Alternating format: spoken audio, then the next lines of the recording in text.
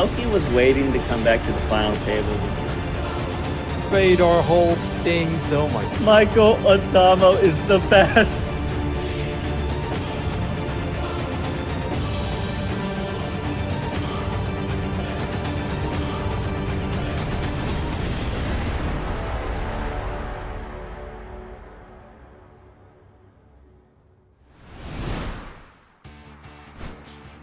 Yes, indeed. We are back. What's up, internet poker community? Great to see you again. I'm your host, Kevin Martin, for the Super Million Show. It is Tuesday, April the 12th. How's your year going? It's going good for some of the players we have at our final table today. We have some absolute sicko crushers, a couple unknowns. We have a couple big personalities. I'm excited for the show today. Of course, 10K Super Millions. How you doing? We see you all in the GG YouTube chat. Good to see y'all. Welcome, welcome, welcome. I'm pumped up for today's final table. And today's guest, one of the sexiest men in poker, officially named one of the top 5 sexiest, attractive poker players in the world. One of my good buddies. Let's not waste any time. Let's bring him in. We got my man, Egption, on the show today. What's up, Patrick? Welcome. I am super stoked for this one. I think we're gonna, you know, it was a smaller time magazine. I was a co-owner of it, so it is a little biased, but I am accepting my top 5 spot. It is what it is. You know, your top 5, your top 5. You know, it's a bit of a bias, but I don't mind. You know, sometimes you run well. Sometimes you run well in poker. You ran well when it comes to genetics and just, you know, you just ended up on that. Wait, Egption, look at the camera first. Let's just pause. Let's both look at the camera.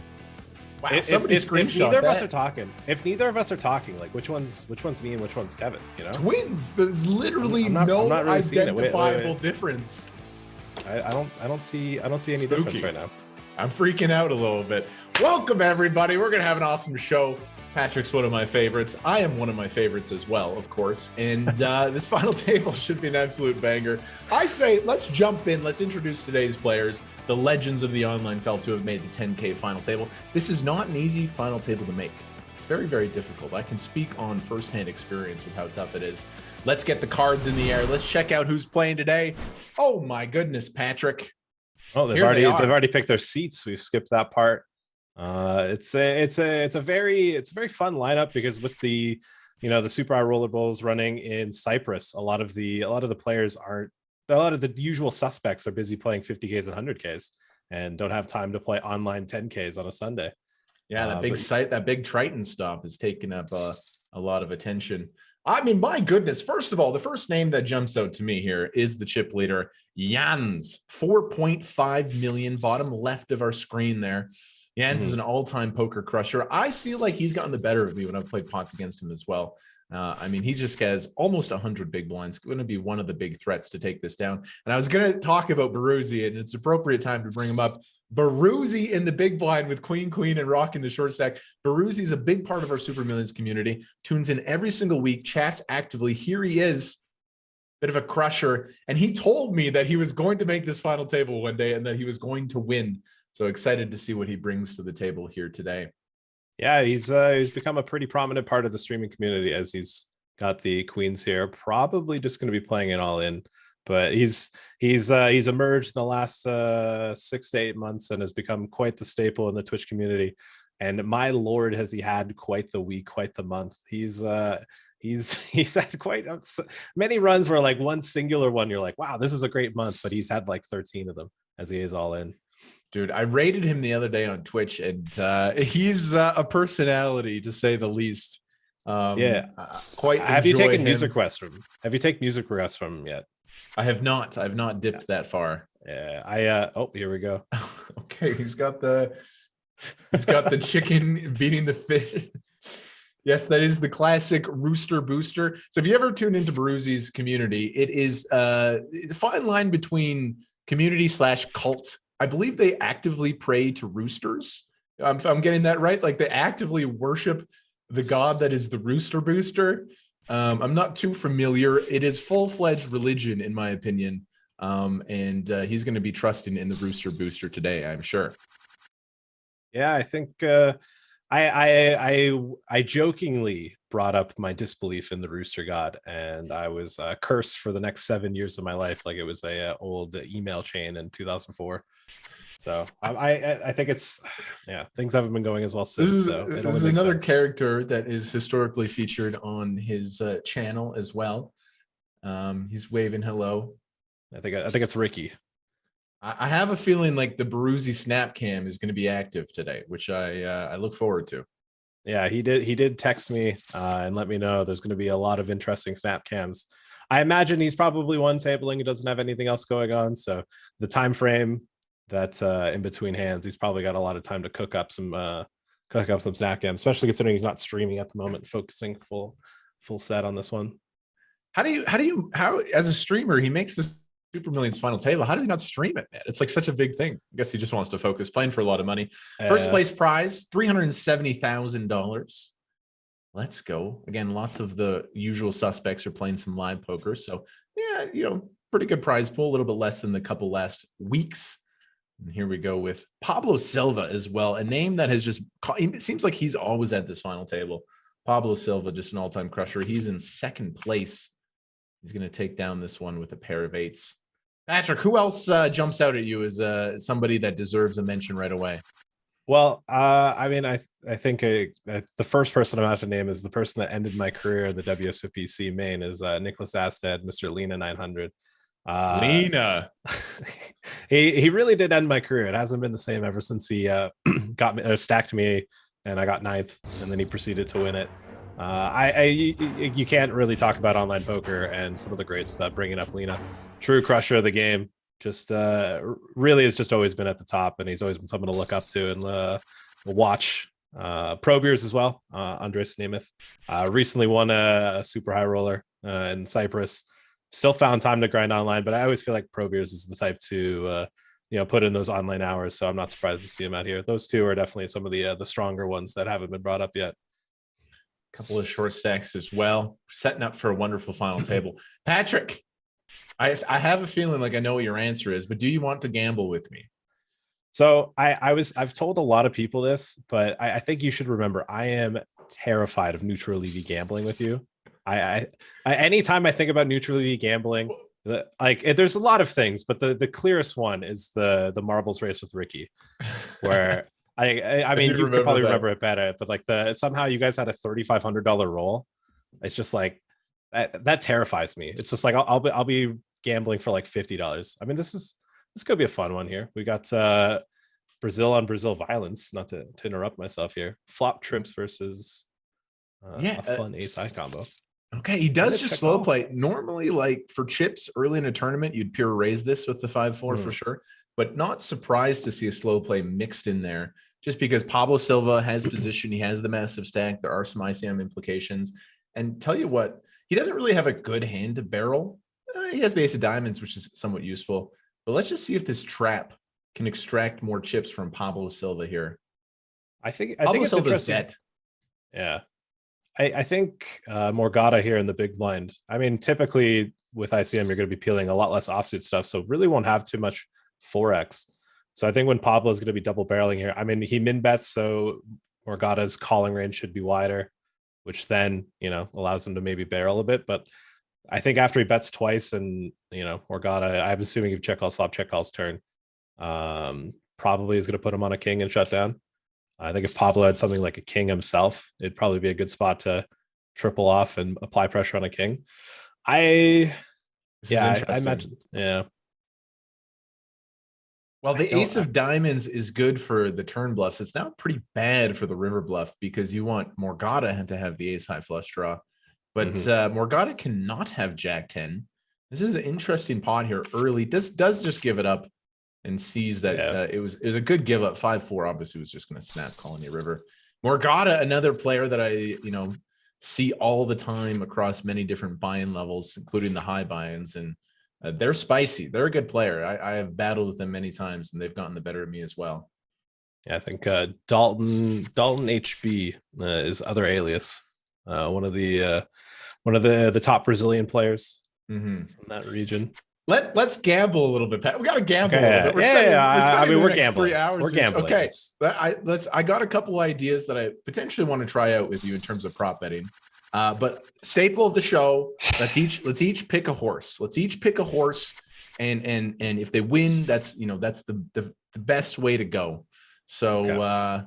well, yeah, let's not this hand, but let's red or black the next flop, and that determines who gets the first pick because there is an obvious number one choice here. Yeah. I mean, things could change here. I mean, Morgana peeling with the queens here on the button seems like a fair option. You know, you got the squeeze stacks and the small blind and big blind. You don't necessarily want to be playing bloated pots versus the chip lead. Mm-hmm. You know, things can just get very uncomfortable very easily, and Jans could turn up the heat. Small bet. Ooh, king 9 turns 2 pair. Morgana does not want any more chips to go in this pot. One of the worst flops you can have, obviously, when you decide to flat the queens pre. Jans is going to continue to seek value here for sure. Yeah, turn bet incoming. It's like a double problematic hand to have with queens because not only does villain have aces and kings, you also block the bluffs. You know, the queen jack, queen 10, you know, queen 8 type opens that you'd probably be doing fine with. So yeah, it does just end up laying it down. Choose red or black for the next flop. You choose. Red. Sweet. You know, we don't want to see the card removal. All right. Patrick has red. I have black. That will determine the pick order for the horse. I feel like I saw a lot of red cards. And what kind of unit do you want to wager here? I've gone up $200 in the past with guests. We've gone up to 1K. You know, I don't got Jungle Man money, but I can make it exciting. Are we doing CAD or USD? We're both Canadian. Let's do Canadian. We got Interact bank transfer. Yeah, you know, we can EMT each other. Let's do. Oh, that's me. That's black. Oh fuck! You know what? I had to think about it because I always play 4 color. I'm like, what color is clubs? I was thinking it was red. I was wishful thinking. Okay. You want to do? I guess it's a bit funnier now knowing you get to pick. Yeah, let's just do $10, dude. what in your heart? What unit were you gonna pick before you see the flop? Like, let's be honest here. 400 ish. $400. I don't know. You want to? I feel like it just sounds better if you just say 500 though. 500 is 500 seems like a good number. If the off the top, I was like 400. We'll go 500 though. All right, $500 booked. Who I get number? Okay, previously my guests have had the pick of the horse. I'm gonna ask Chat. Chat, who do you think is gonna win this thing? Chat's gonna say Baruzzi. I mean, my heart wants you to pick Baruzzi. Let's go. I'm a big fan of this player. It has the chip lead. This is not going to surprise anybody. I'm taking Jans. Jans is my horse today. Let's go. Yeah, I think Jans is a good suggestion, a good pick. You can't go wrong with the chip lead. All right. Well, I got to pick quick. I mean, it hurts to even think of picking Lena, but like I feel like he owes me some EV. So if I pick him, maybe he does me a solid and gets me some money back. Like I joked with him in Vegas when I sat with him. I was like, you owe me 60K in EV from that final table. It's tempting to pick Lena. He has a shorter stack though. I mean, I think it's between. Your pick. Go ahead. Maybe we'll go with just the clear second best option. We'll just go with Pablo. We'll take Fabrizio here. Now, Chat was saying pick Lena for the most part. So Chat, is an honorary horse. You guys can take Lena, but the bet is official. Yeah. Patrick has Pablo Silva. I have Jans. I'm liking my spot. I got the stack. I got position on you. I'm liking Jans here. Let's go. Yeah, I think it'll be a fun spot. I feel like personally, I haven't seen Graphical really like sun run a lot of spots. So I feel like he's eventually gonna like double up a short stack and then just have like a middling stack and then just like somehow get cooler and get third. So I feel like Pablo's got what it takes to win it all though. I've seen some of his I think he's gotten heads up at least like twice or something. This is Pablo Silva's third Super Millions final table in 3 weeks, I believe. We have to get our fact checkers on that, but I believe this is back to back to back. So he is not a terrible choice. An absolute crusher, Pablo Silva. Half of his winnings are from the Super Millions. Just crushes the Super Millions, man. So it's a good pick. I think we need to get some Super Millions winnings. What are we both net combined 0? I'm rocking the goose egg. I think I've played the Super Millions 2 or 3 times and like just never above starting stack. They just destroy me so hard. It's so sad. It's like Like I registered the 2K the other day, and Lena was at my table. He just treats me like a child. He just 3-bets me, check raises me. Just a significant lack of respect from the high stakes crushers. It's always terrifying playing against people richer than you, because they're, and especially when you get all in with them. I have a theory that if somebody's richer than you, they have like extra equity to like just drill on you. So like it's also like if you need to win the tournament more than the other person, like you go down in points as well. Like these are two theorems. This is like my like crackpot ideas. It's like, if I'm all in like a 55, like I'm more likely to beat the 30 ABI regs than I am them to beat me. Which is like, I don't really care if I win the 30-70.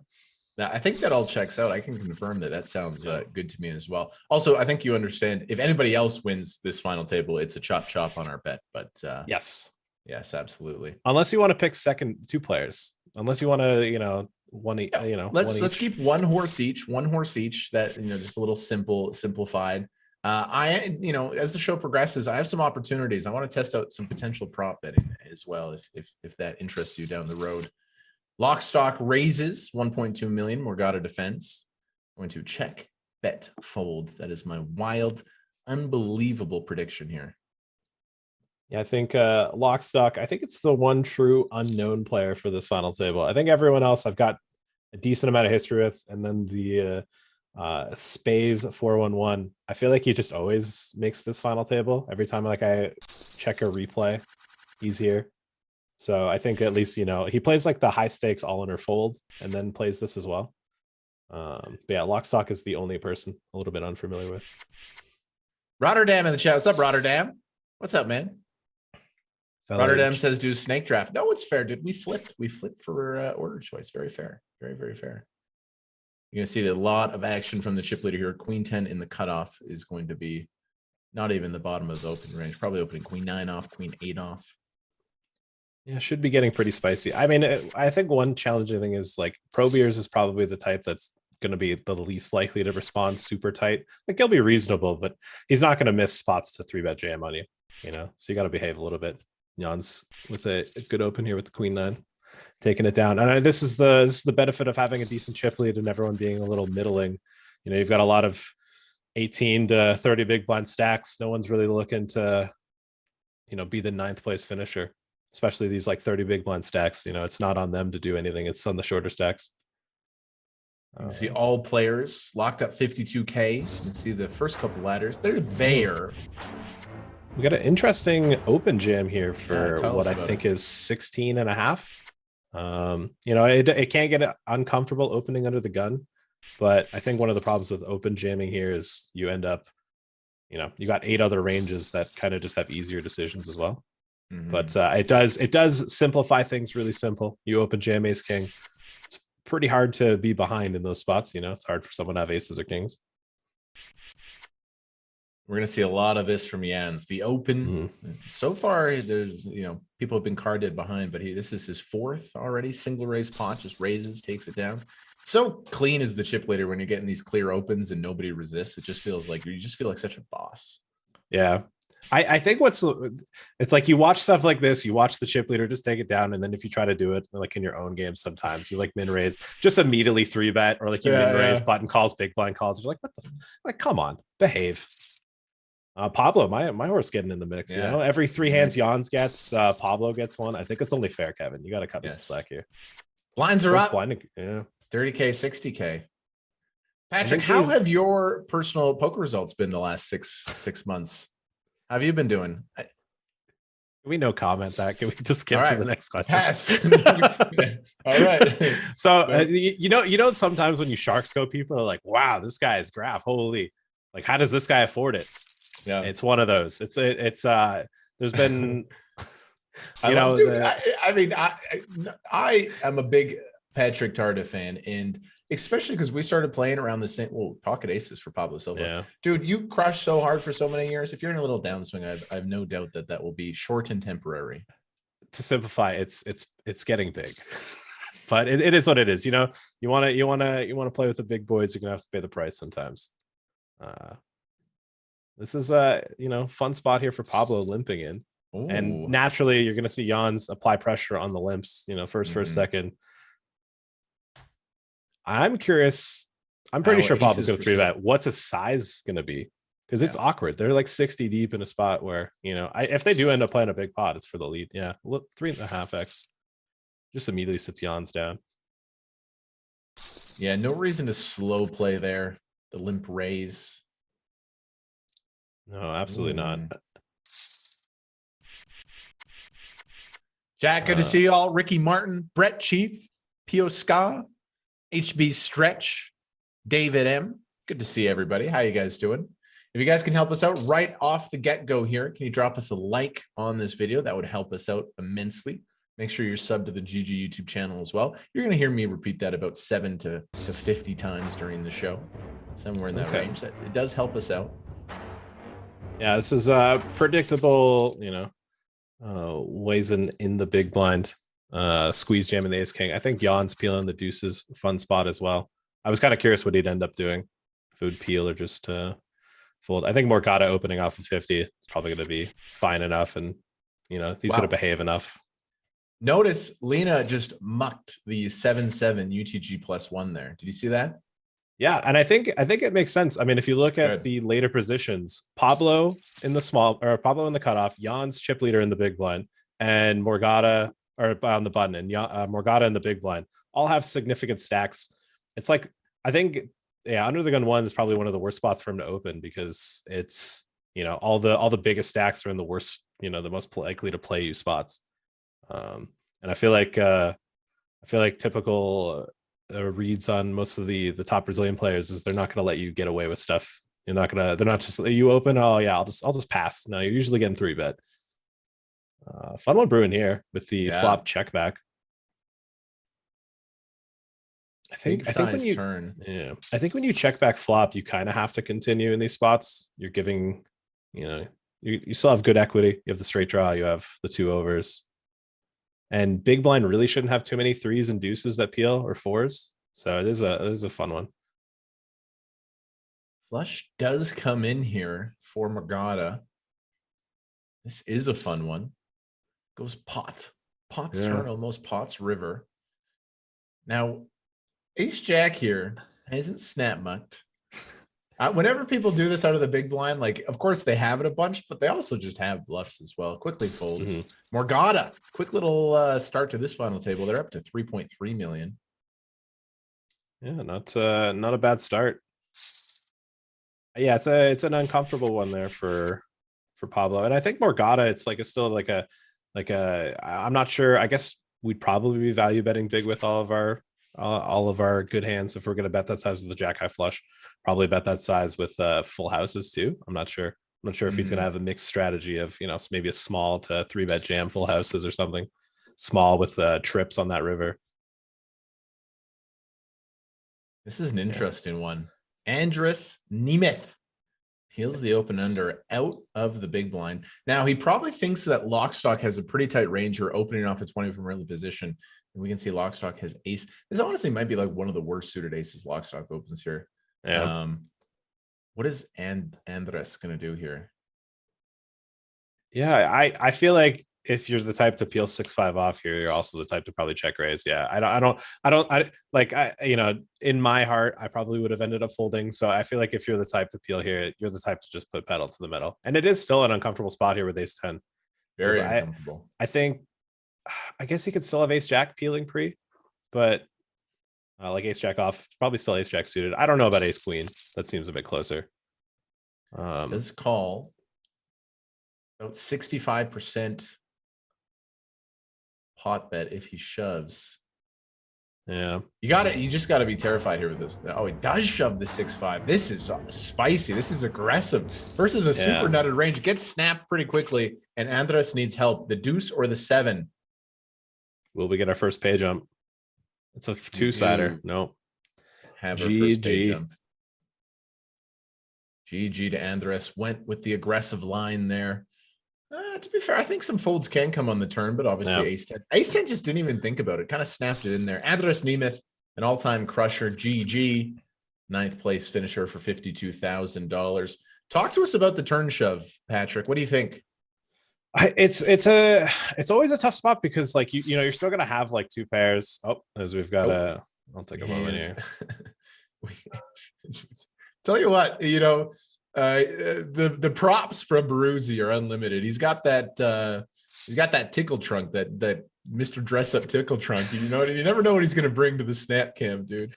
By the way, Chad, do you understand that reference, Mr. Dress Up? I believe that was a Canadian television show, though. Egption got the reference. Yeah, I think. God, I can't remember. I can't really picture it that well. Is the thing. I think I have to Google it, but like I remember it. I like it's a familiar name. Yeah. Interesting spot here. Yeah, I think. Oh wow, just snap piles. It's I think it's Jan's recognizing that Lena is going to attack chip lead.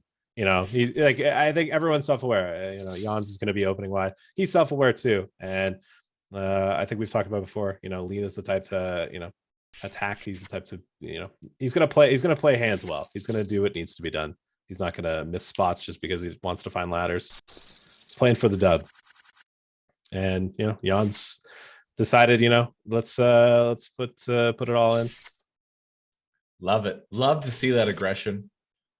It's one of those spots that if Lena has aces, chat screams punt, but when Lena's bluffing, it's just like Lena bluffs, no one says a word, no one remembers a thing. No one's gonna ever talk about that 4-bet jam. You know what I mean?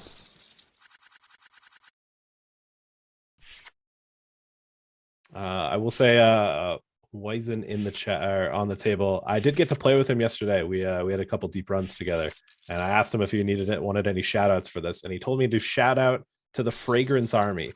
And I tried searching gifs, and there's like 1 or 2 Fragrance Army gifs, and he keeps using his avatar. I think he uses gifs of it, and I imagine it's some sort of German meme. I imagine the German community just absolutely loves it, but I don't get it yet. If anyone in the chat would help explain what the Fragrance Army is, maybe he himself would let us know. I was playing with Wizen the other day too, and his avatar is a scantily clad male wearing some tighty whities. I'm sure the Fragrance Army reference is involved there somewhat. Cobb in the chat says, hi, it's my first time as a viewer here. Welcome. Every Tuesday, Super Million Show runs here on the GG YouTube channel.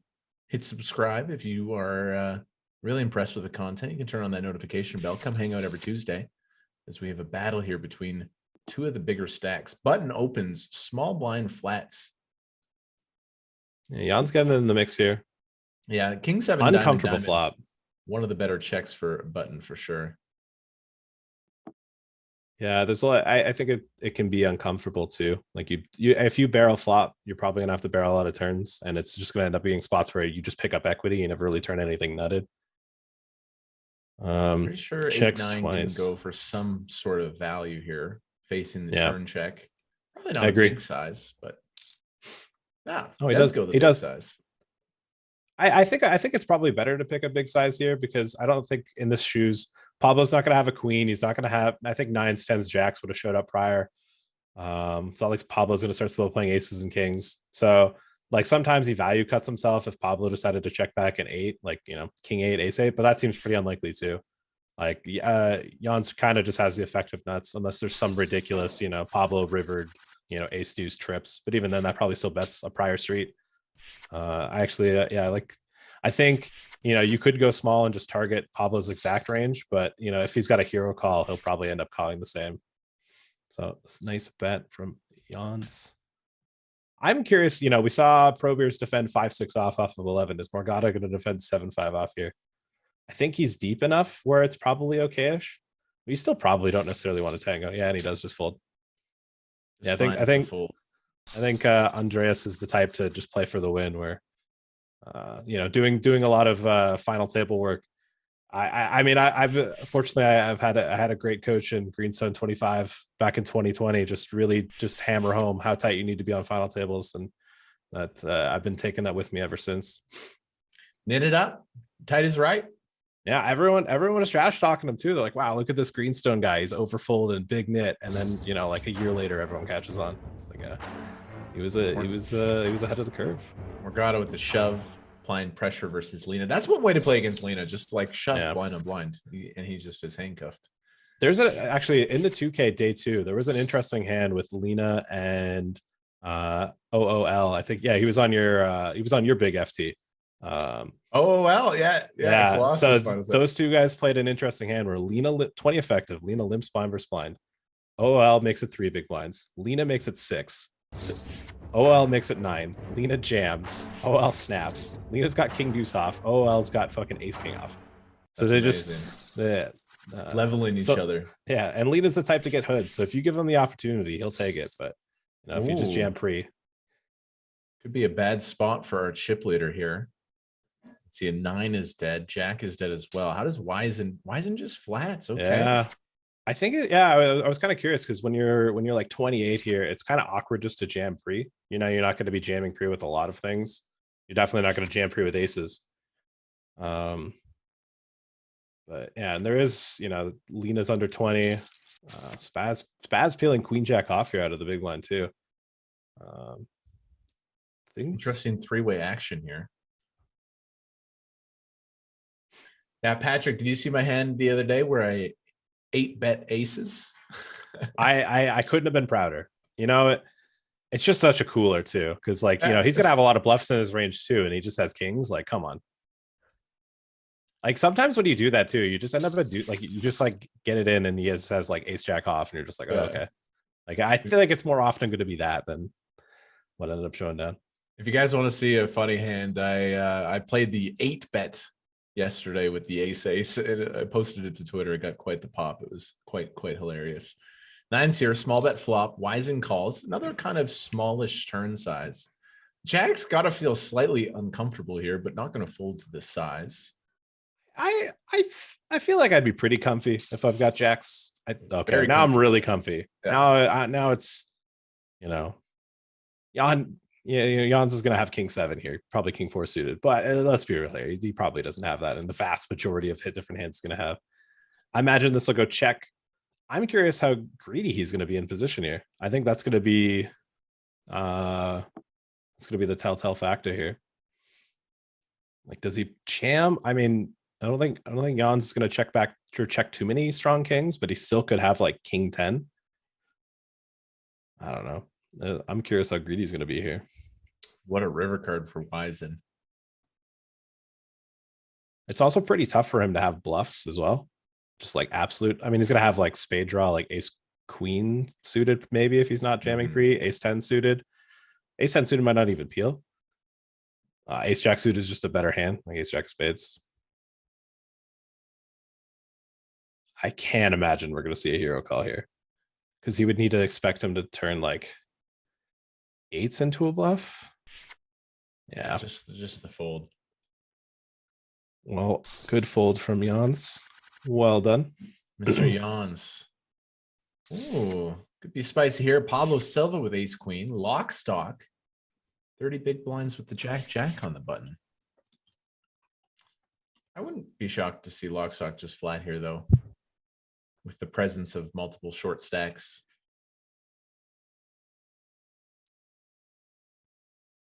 This hand is like really interesting on final tables.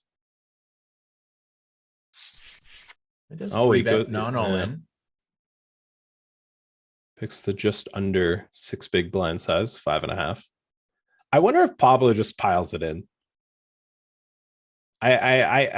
From personal experience, I have no idea lock stock's player profile and what he's typically done and capable of. But I feel like Pablo's the type to probably just end up piling. Oh, he does just fold. Max. I mean, depending on prior decision making, could dictate, just expects it to be something nutted and fold, or expects it to be a bit too wide and then jam. Looks like Pablo as well. He's a man of my own heart. He's got the helmet on. He's focus mode. I guess the Ryan snap cams. He's drawing the line. Baruzzi here finds a nice one, rocking the short stack. The Rooster Booster family will be pretty pleased to see this shove get through. Yeah, pick up 4 big blinds. I don't think Jans has it in him. Despite he's pretty level headed. He's not the type to there's some regs here. Like if that was like Mark Herm, he's getting snapped. If that was like Nick Mamone, he's getting snapped. But I don't think Jans is the type to snap that one off. Ivan in the chat says, can we bet on the winner? You can do final table betting on GG Poker, one of the amazing features of the website, but you have to submit your bet before the final table starts. I believe, oh, here we go, the vodka. Yeah. Oh my God. He actually did it. I thought he was just going to. And that was a heavy pour. Rewind the tape. Was, that was not like a little wimpy shot. That was a heavy stream of vodka into the throat from Baruzzi. Yeah, I mean, he did a drinking stream. Oh, we've got a spicy one here. He's always drunk when he plays poker. And he still wins like 100K on a day. Just hammered. Meanwhile, me and Patrick studying, meditating, working out, showing up with the best, just putting our heart and soul into the game and just getting smashed. And Baruzzi, it's like a frat boy just crushing the game. What is going on here?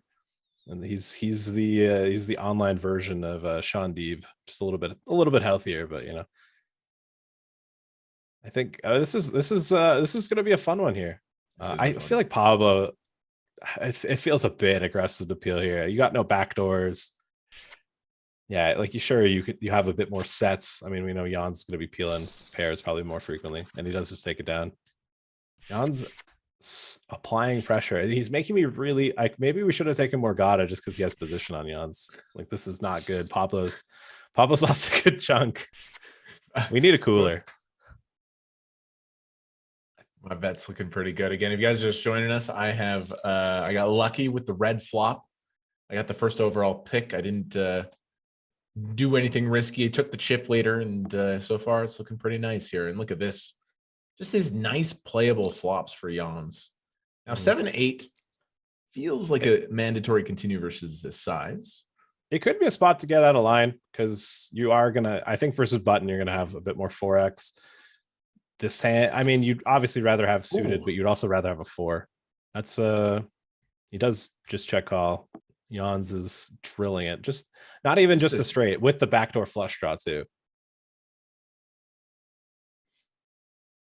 Still think he's gonna get third. Somehow it just gets cooler, doubles up a shorty. No, it's Jans's day. I need him to get third. Yeah. Hand's probably wrapped up here.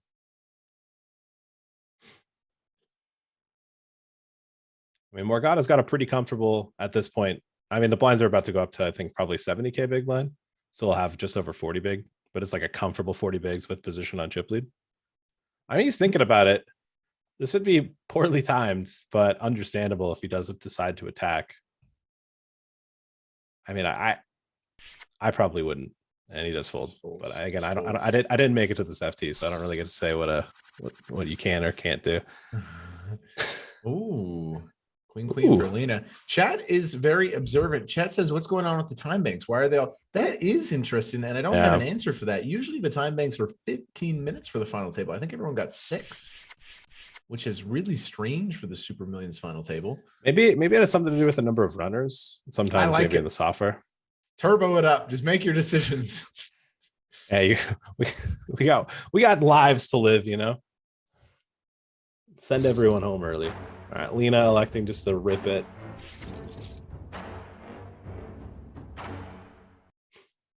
Lena does rip it. Ooh. Wow. Space with the aces. This I already called it. I told you he's gonna get cooler. He's gonna double up a shorty. Wow. Notice that Space ripped the ace king for 16 earlier. Jans, just make a god read and just muck versus the open. Can you imagine if he's just like, oh wow, that feels like aces and just folds queens? Just be the come on. Thing. I feel like he's not. He doesn't have that. He's not a field player. He's too. There we go. Come on, hold aces. Big one here. Looking for a queen.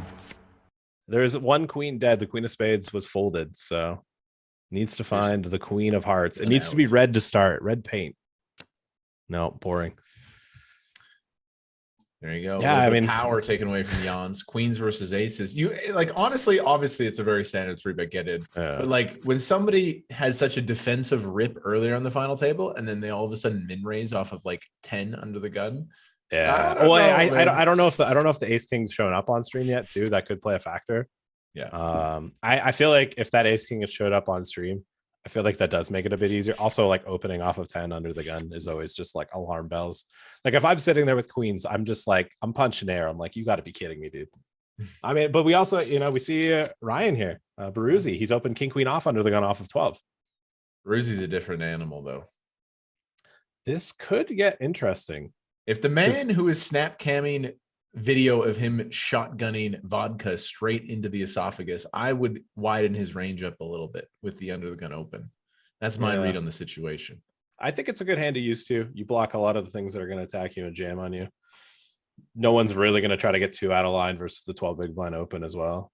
I was kind of curious. Like this is an uncomfortable flop for Ryan. He does drill it. Does drill the king on the turn. High morale turn card.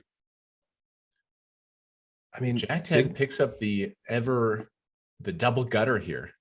Yeah, he does have the advantage with all the two pairs, all the suited two pairs. Probably, I don't know how offsuit wide he's peeling. He's gonna have all the two pairs, all the straights.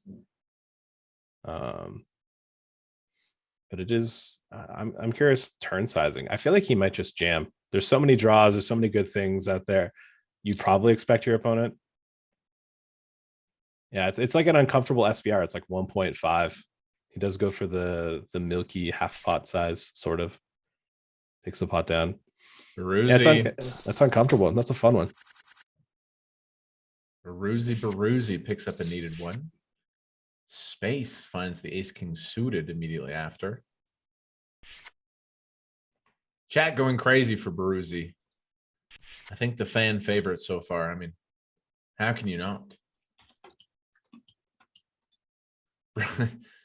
Chat says they've been watching Baruzzi's content. It is confirmed he actually plays better when he is intoxicated. See, that's just not good either. You can't have that in your back pocket because then that just leads to abuse, substance abuse. You know what I mean? There's something. I think a lot of people, especially live, I have a theory that a lot of people would play better with like 1 to 3 drinks in their system. There's a lot of live regs around Canada that drink actively when they play poker, and they play much better when they have 1 to 3 drinks. Like they actually it loosens them up a little bit. They take better spots. They just go for it a little more instead of playing tight. But then once it gets into the drink 4, 5, 6, 7, 8, then it starts getting a little bit falls off the rails. Oh, Baruzzi with queen. I don't think he'll get much. I mean, I'm curious what Pablo's going to do in the small blind here with ace 4 suited. I mean, he's got 30 effective, but like button's not going to be opening here too wide and too chip lead.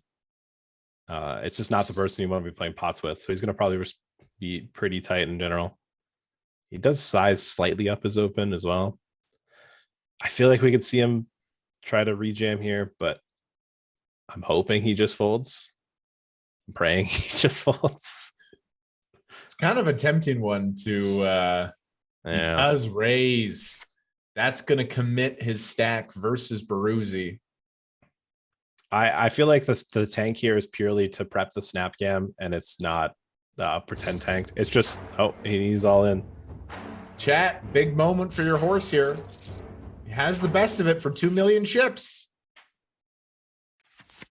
No. Oh. I mean, pain. That is heartbreaking. Pain. That's lame. I mean, it's at least it went to the right person, but I'd rather lose 500 and see Ryan win than. You hate to see that, Chad. I really you do.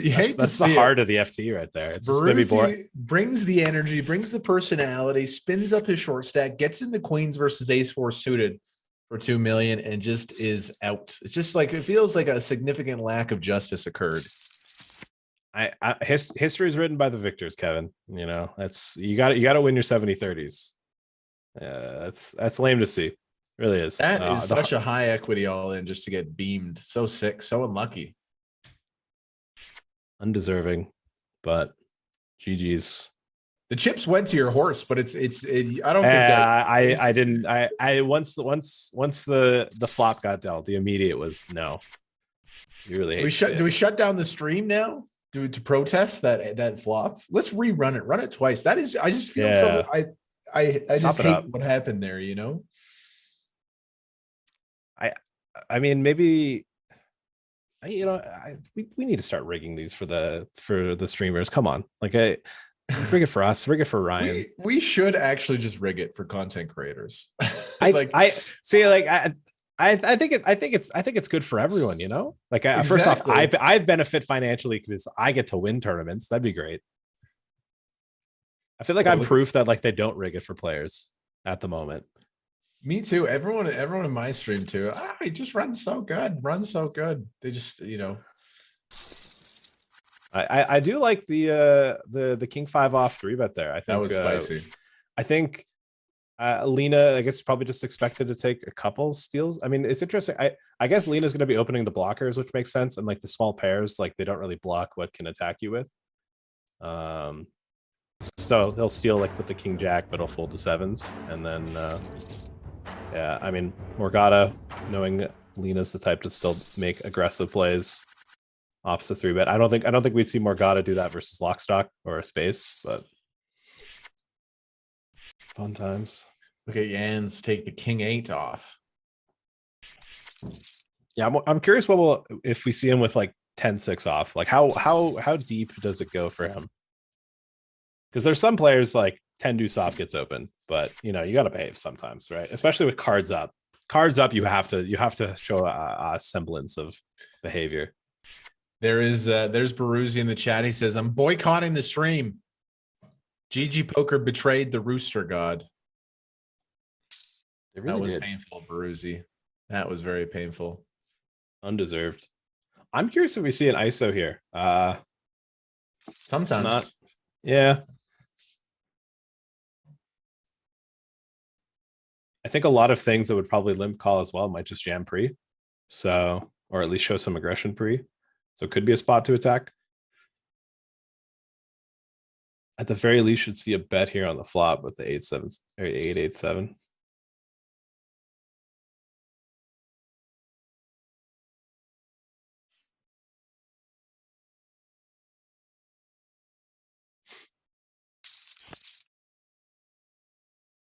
Does peel. I don't know if we could expect too many 8x from Lockstock. I think this is probably a spot where I don't know how much ace highs Lockstock's going to have. I feel like a lot of those just get launched in, especially the stronger ones. But yeah, I was going to say, I feel like you should probably be value betting here on the turn. You still get value versus some ace highs, some king highs. You charge equity draws if he's got heart draws or 9x or 5x. I think it's a pretty strong spot to bet 2 and then check back. Man, you know, like when a Harry Potter kills a Horcrux and like a little piece of Voldemort's soul dies. That's how I feel with the lack of Baruzzi. Like I'm still here, I'm still pumped, but like a little piece of my heart is gone. You know, it's just not the same. You know what would have been truly hilarious if you just see Pablo just take the helmet off after he gets eliminated. Then you know why he had it on. It seems like King 5 off is the power hand to 3-bet Lena with, as we have another. The Brazilians are attacking with King 5 off. That's the offsuit king that they're just slamming on. Pretty good one to use. Yeah, I mean, Lena getting attacked twice, getting it through twice. Lena sometimes has it, guys. Not these times. Patrick, I don't know if you saw last show with Pav. It was a banger. Pav, what a lad. Shout out to Pav.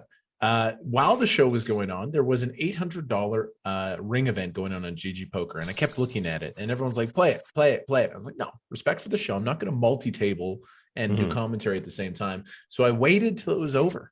Then I jumped in with 20 big blinds after the show was done. I went on to get 22nd. I did see that. I mean, 22nd. I did offer you that dinner free roll. I was willing to take you somewhere nice too. And I bring that up again. I bring up that story for a specific reason. I'm looking at the GG lobby right now. There is a tournament going on. There is a $600 ring event. Sorry, $800. Another 800. Yeah, $800 six max no limit championship. Yeah, it's a good one to play. I mean, you know, clock's ticking, boys. We've got 2.5 hours to max late reg it. So if you guys want to, I mean, I'm definitely going to jump in after the show wraps up. 100% I'm firing that. I think this is a fun one here because Jans is peeled eights, check, check, check, check. But Pablo also checked back top pair or top pair on flop and then checked back to king on turn. I think I probably would have just c-bet pretty frequently in 25%. I feel like we're about to got to see at least a big bet on the river. But I feel like a lot of my bluffs would have, like if I've got like jack 10 here, I'm not checking flop. If I've got like queen jack here, I'm not checking flop. Picks a half pot river size. I don't typically check this flop. And Jan's just find the hero call. Gets it paid off. What a couple of orbits here for Pablo Silva.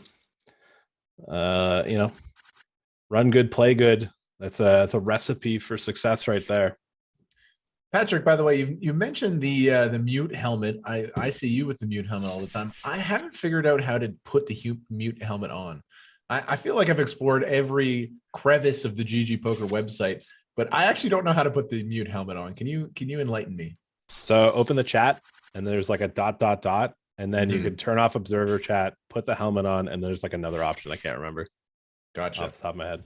Yeah, that's I mean, I remember the helmet's inception when it first came out, and it was just like there was a helmet button on the table. You would just spam it and you would just see it flash nonstop. Like you could just imagine how I am when new things come out and how toxic I can be. Why isn't the Fragrance Army takes this one down with a 3-bet champ? Suited hits the muck quickly. There it is. There's the Fragrance Army. You can see that whatever that gift was, that man just I smelled good.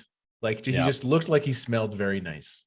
The undone button popped slightly. I guess it's not a pop collar, but undone top buttons, collared shirt. Oh, Lena shoves here, just over 11. I think Lockstock has a call. Yeah, it's tough to imagine a fold here. Here it is. We're off to the races. The great Lena is behind, seeking queens and nines. It's not looking no backdoor good. Just help. 6 out on the river. Whiffs. Good game.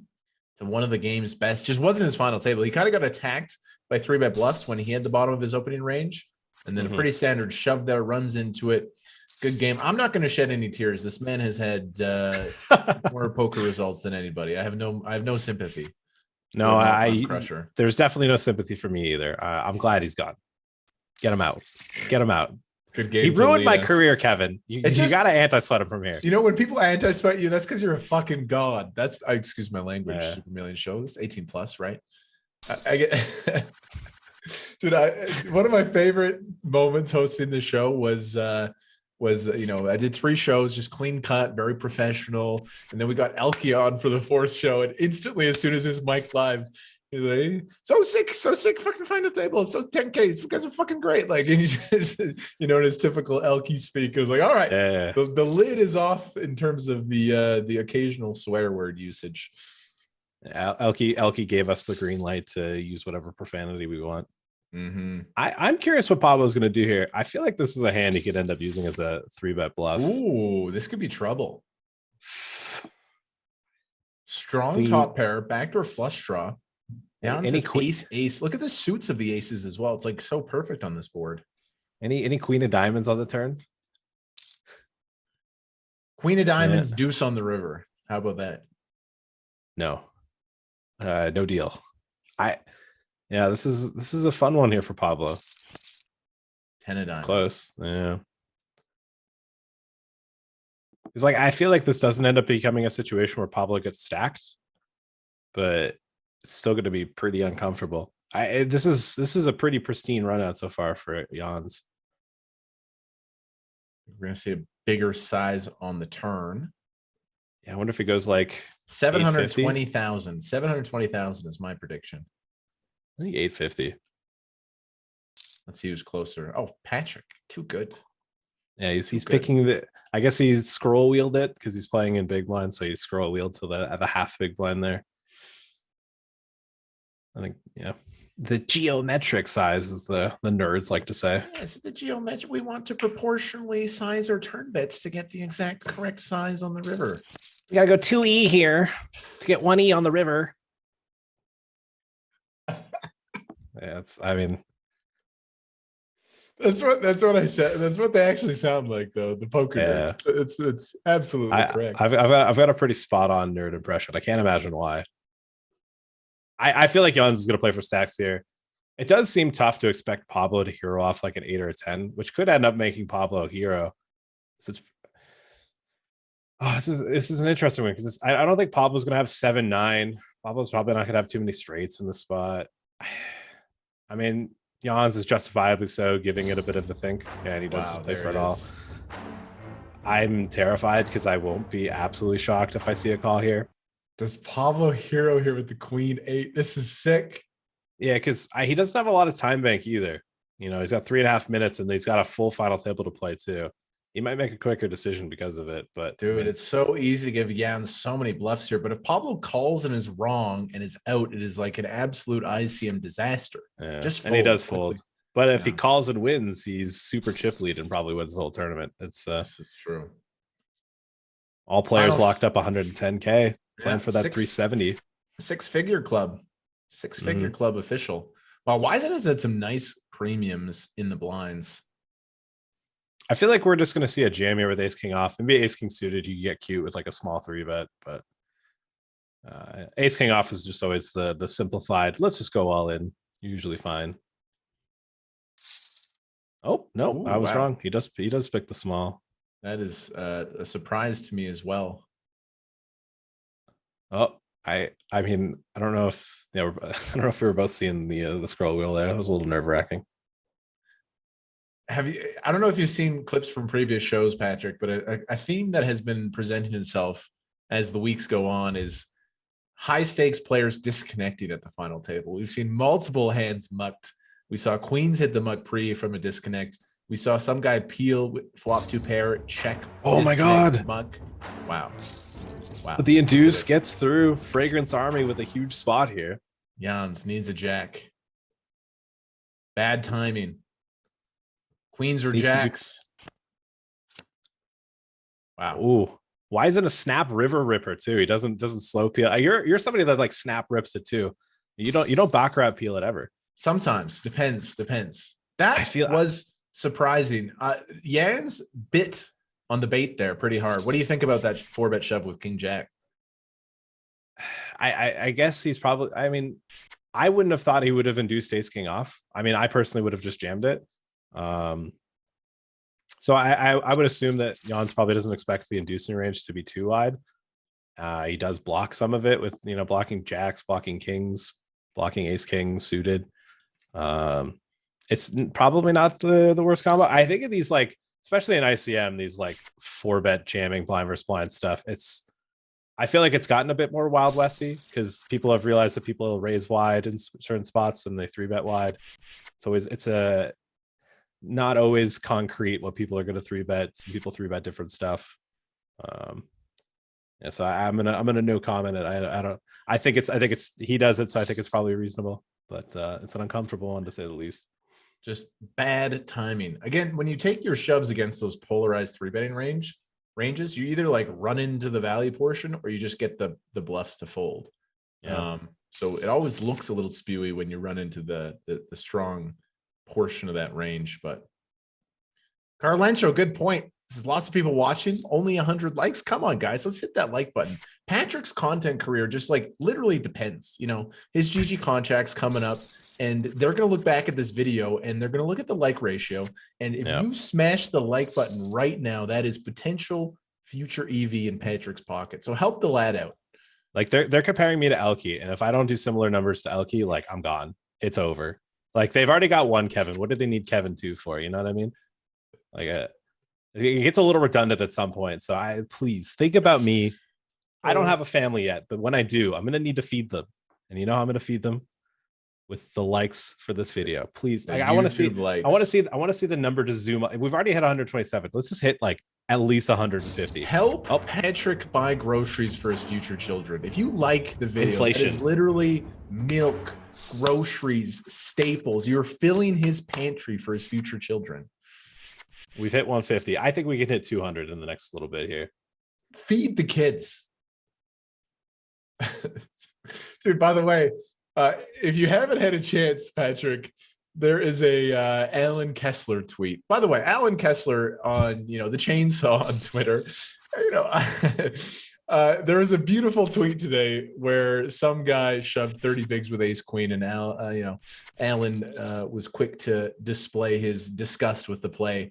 And I would just go find that tweet, look at the replies, and I was amused by reading the comments. I think that's a little gem on Twitter today in the poker world. If you want to go look that up. Yeah, I'm gonna have to look this one up because I mean he's always good with some bangers. His ability to save money is bar none from what I've seen. Just like the reusing Chick-fil-A cups, just always finding the plus CV line regardless of the time it takes. I was like, I wasn't around in the poker boom. I just want to know how juicy it is. And then when I see tweets from Alan Kessler and Mike Maniso on Poker Strategy, and I was like, oh, these guys were the best players in 2008. It's like, oh my God, what the landscape just must have been so different. I remember Mike talking about being, I think it was like one of the 2004, 2005 high stakes pokers, talking about being, top 4 PLO players in the world or something like that. How times have changed. Too much interesting fun. run out here. Very interesting. I mean, the 4 flush, he's got the ace and 9 of clubs. If Wiseman does bet here, he's looking to get value from the clubs, ideally the queen or 10 of clubs, which is, the third or second nuts. And he picks the half pot size. I think it's probably a spot where, if he pots it, he could probably get hero folds from a lot of stuff. Probably doesn't get hero called too often. So he just picks, a size that can have bluffs probably, and still get called from the 1 clubs. The utility of picking up 5 big blinds here is massive. Or I think the blinds just went up, so 4.5. It's huge. Regardless of what happens, he's taking chip lead as well.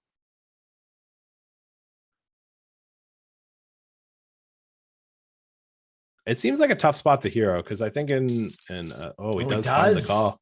Wow. Sick value bet. Call. King 10, no club. Wiseman has exploded into the chip lead, the Fragrance Club, up to 5 million. My goodness. Fragrance Army is booming. It's bad for our horses having the chip leader to their direct left now. Yeah. So we have final 6 action here. Patrick, do you want to play a little prop bet, me and you? Yeah, I've been wondering what you've had. Sweet. So this is what I was suggesting. We each choose a card, so it has to be the same value. You know where I'm going with this, right? I don't know, but I'm always going to be nervous when Okay, so I say we choose from the deuces. We should both choose a card. So let's choose from the deuces. What's your favorite suit? What's your lucky suit? I don't know if I have a lucky suit, but if I were to guess, it's probably diamonds. Okay. So your card is the 2 of diamonds. Okay. I'm going to go with the 2 of clubs. So there's no edge here. It's neutral EV. There's no blocker effect here or anything. You have the deuce of diamonds. I have the deuce of clubs. Anytime that card appears on the community cards, that is a unit for the other person. Okay. Booked. $100 units. Yeah, $100 I think 100 sounded. I was thinking 100, 150 off the top of my head. So sweet. $100 a unit. I'm gonna open up a tab. I'm gonna keep track. So chat, I have the deuce of clubs. Patrick has the deuce of diamonds. Anytime that card appears on the community cards, that is a betting unit to the other player. Obviously, if both appear, it's a chop. This could be a situation where we don't even. I was gonna say we might not see a flop. There's some hands that could end up jamming pre, or Morgata could have 3-bet. Yeah, I was gonna say Pablo probably right out that gate. No. Next hand. Wow, how does it? Wow, we just put the prop on, and the deuce of diamonds is the window card. Wonderful timing. That's this is. What is this? Oh, chop it up! What the fuck? Are you kidding me? No shot. Unbelievable. Miss Unbelievable. Wow. What? That's amazing turn card. Why did Morgata not just bet flop? Wait, what happened? Wait, what happens if there's like a rabbit hunt? Wait, can we see the rabbit hunt? I don't think we can, right? let's pay attention here. If there's rabbit hunting, this could get more interesting. Vince still in chat says you need to choose more cards. What are you talking about? Both of our cards appeared on literally the first community cut. That's so amazing. I was literally just writing down that Patrick's up a unit and like the deuce of clubs feels the turn. Oh, it's so pure. Fun spot here. Check flop. I think Wisen will have some king X and some queen X that'll check flop. I don't know if he's gonna bet big with his queens on the turn, but he is blocking. I mean, Morgana probably isn't gonna have offsuit stuff, so he's blocking king jack of spades and king. I mean, probably won't have king nine of spades, but king. But I think the big thing is blocking king jack spades. So Morgana is just going to be in a tough spot here, and I do love this double barrel. I think this is a pretty strong spot to double barrel. Love it. Wisen, big bluff here. This is such a big hand here. If Morgana can find the hero call, just changes everything. Having the jack probably not good. You block jack 10, jack 9, ace jack. But if they can click the call button here, they're going to be the chip leader going forward. It does seem like a pretty unorthodox spot to find too many bluffs as well. So I'm kind of curious what Morgana will end up finding. If I were to guess, we're going to see a fold. Seems like a tough hero call to make. He could put him on clubs, could put him on like 10-9 of clubs or something, but I would also argue it's probably not the best double barrel. Fun times to be had here. In the tank, there's 2.5 minutes of that shot clock left. Time bank becoming more and more valuable. These chess clocks. You know, there's still a lot of poker to be played. There's still a strong amount of big blinds in play right now. We've seen it multiple times, especially when it gets to three-handed heads up. Players run out of time bank, and it really affects the game. These are precious seconds for sure. And he does find the fold. Does Fragrance fold the best Army. hand. Wisen doing it up to 6 million. I'm curious if there's going to be any GIF usage here, because that seems like a good spot to use a GIF, but no, just probably a stand-up fist pump gets it through. Come on, Pablo, 3.5x. No, it hurts. It hurts seeing him limp. Let's see some blind versus blind aggression, please. Because the deuce of diamonds is dead. Oh, is it? Oh no, is that why? Yeah, I actually didn't notice. I was cheering thinking about the to go. I was $500 like, bet. please, let's see 3 cards. Let's see just the deuce of diamonds was no good. Wow, what a flop here. This is interesting. Gut shot for Jans. Pablo with top 2. Wow. This could actually be good for me. You know, maybe this is a good thing he limps, because he's not gonna. I don't think he's gonna be finding check raises here. Yeah, this you is know, you have top premium pair. slow play. Wow, voted up. That is, I think. I mean, deuce 4. If you're gonna find bluffs here, it feels like this is the hand, right? But yeah, but you'd also think like your opponent's gonna have a fair amount of 7s that exactly, limp and then check call. You're not. And once you start double barreling here, once your opponent calls, he'll have like king eyes, queen eyes. Oh, he does find the double barrel pot. That is a big bet that he will never see again. Pablo sitting here with there essentially the stone nuts. A 3 would be the death card. We don't want to see a 3, do we? You know what would be even worse? The deuce of clubs. I think that's the only way this gets worse. Wow. And do we see a give up here? Pablo slow played this full house beautifully. Got his opponent to put in 2 big streets with 4 high. Yawns. It's a spot where you can't win, but when he continues twice, it's really hard for him to have a fold at this point. I'm worried, Patrick. This is if I were to guess, we'll probably see a check back here, but I wishful thinking. Just a nice 1.3 mil.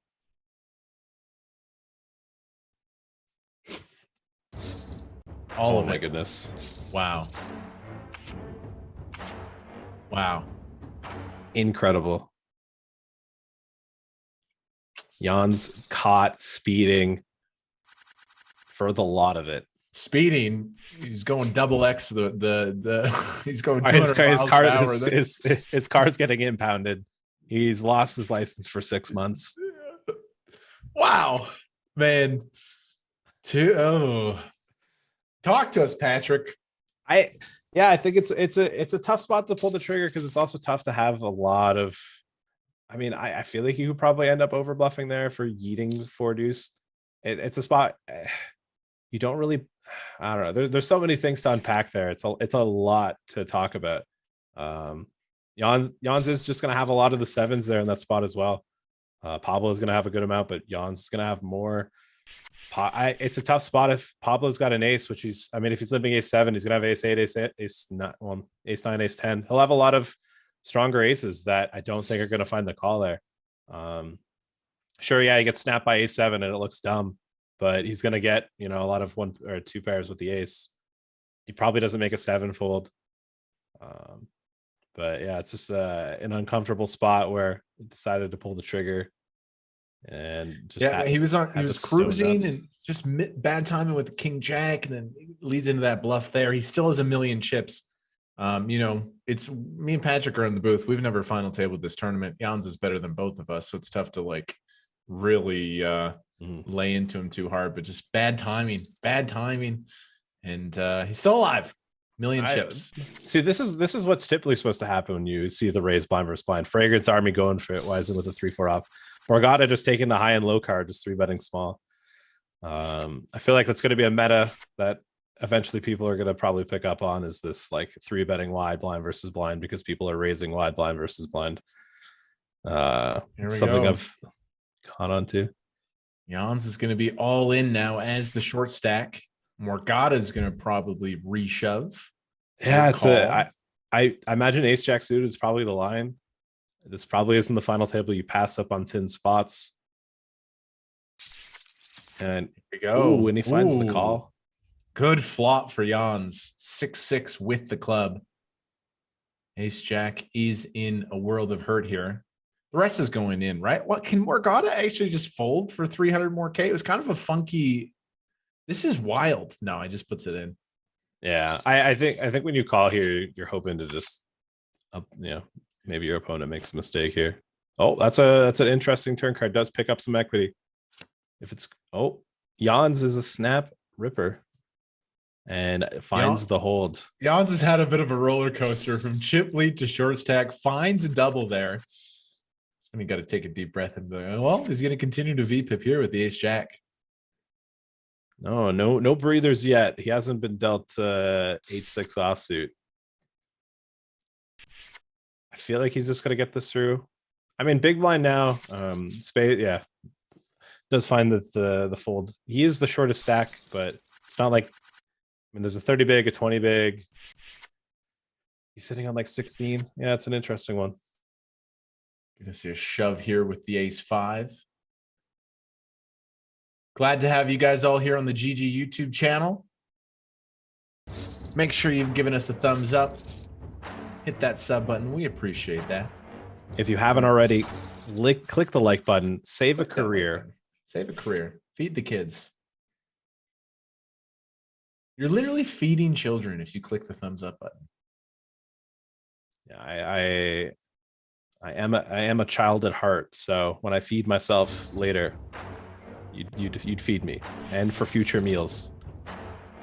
I have to be honest, guys. I have received a message from GG, and they've talked about the low amount of likes so far, and they were hoping for a bit higher. They haven't explicitly said it, but the gun's to my head. We need to get this. We need to get this rolling. They're currently holding Patrick's contract above the paper shredder. If they don't see more likes come through, they are going to drop the contract into the shredder. Too much fun here on the Super Millions final table. Wisen's having a lot of fun. They came in not with a lot of chips. I think they're actually slightly below average, and they are overwhelming. I would like to note that Spaze came in here 9 of 9. I'm pretty sure he was the shortest stack, and he's just, I mean, he did get aces versus queens, but has kind of just slowly lingered. Jans, I think he check called, right? Yes. Good turn for him.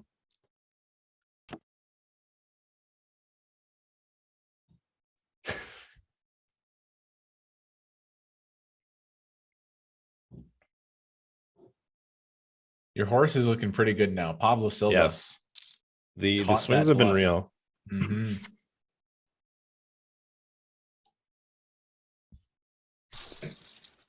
In some aspects, you love to see it. Have we not seen we haven't seen a deuce since, right? Have you been paying attention? The deuce of diamonds has come up multiple times and you didn't say anything. So that was your bad. That was your mistake. I'm checking the VOD. If you're serious, I'm checking the VOD. Yeah, no games here, Mr. Martin. I'm checking the VOD right now. You got this is cutthroat. horrible timing from Regatta. Folds to the chip leader. You have ace queen and you're in terrible shape. This is 100% going all in pre-flop here.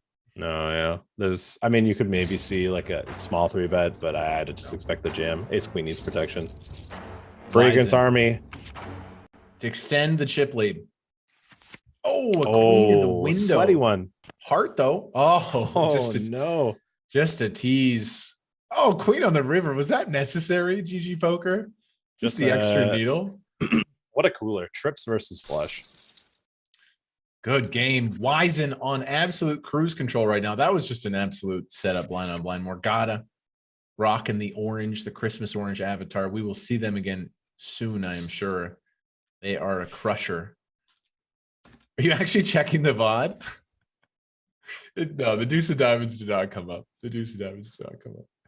I was actually checking the VOD. I felt like chat would back me up too. Chat would have mentioned it if the deuce of diamonds came up for sure. Top 5 now, 140K guaranteed for everybody. Blinds are up. What does spades do here with the king 10 of clubs?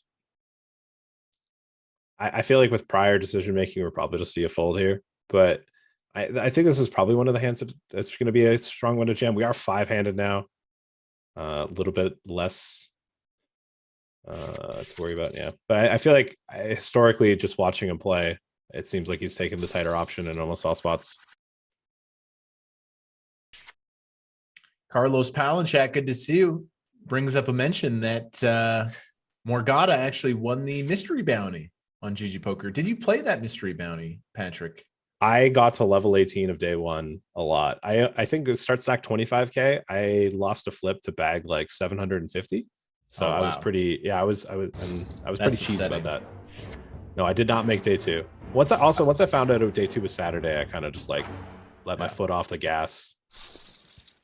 But one hell of a tournament. I think I fired 7 bullets to bag, and then I went on to a stone bubble without any bounties. So that was depressing.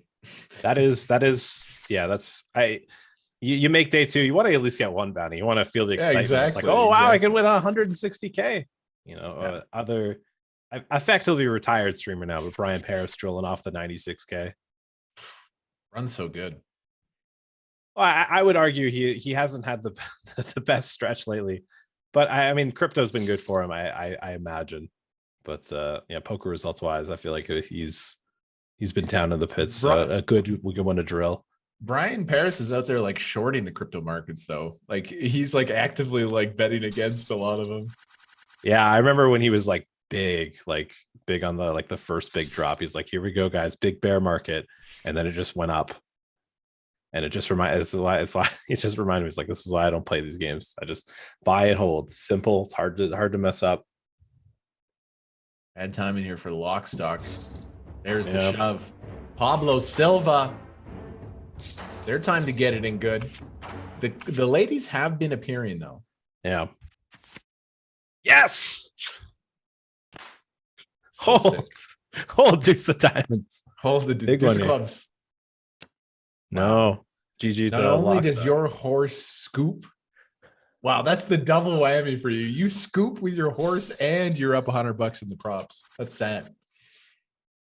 Things are getting interesting here. I mean, horse has a big one. Fragrance Army has a big stack. We're already 4 left. It's barely been an hour here. Yeah, wow. We're cruising. Top 4 guaranteed, you guys. GG to the ace queen there.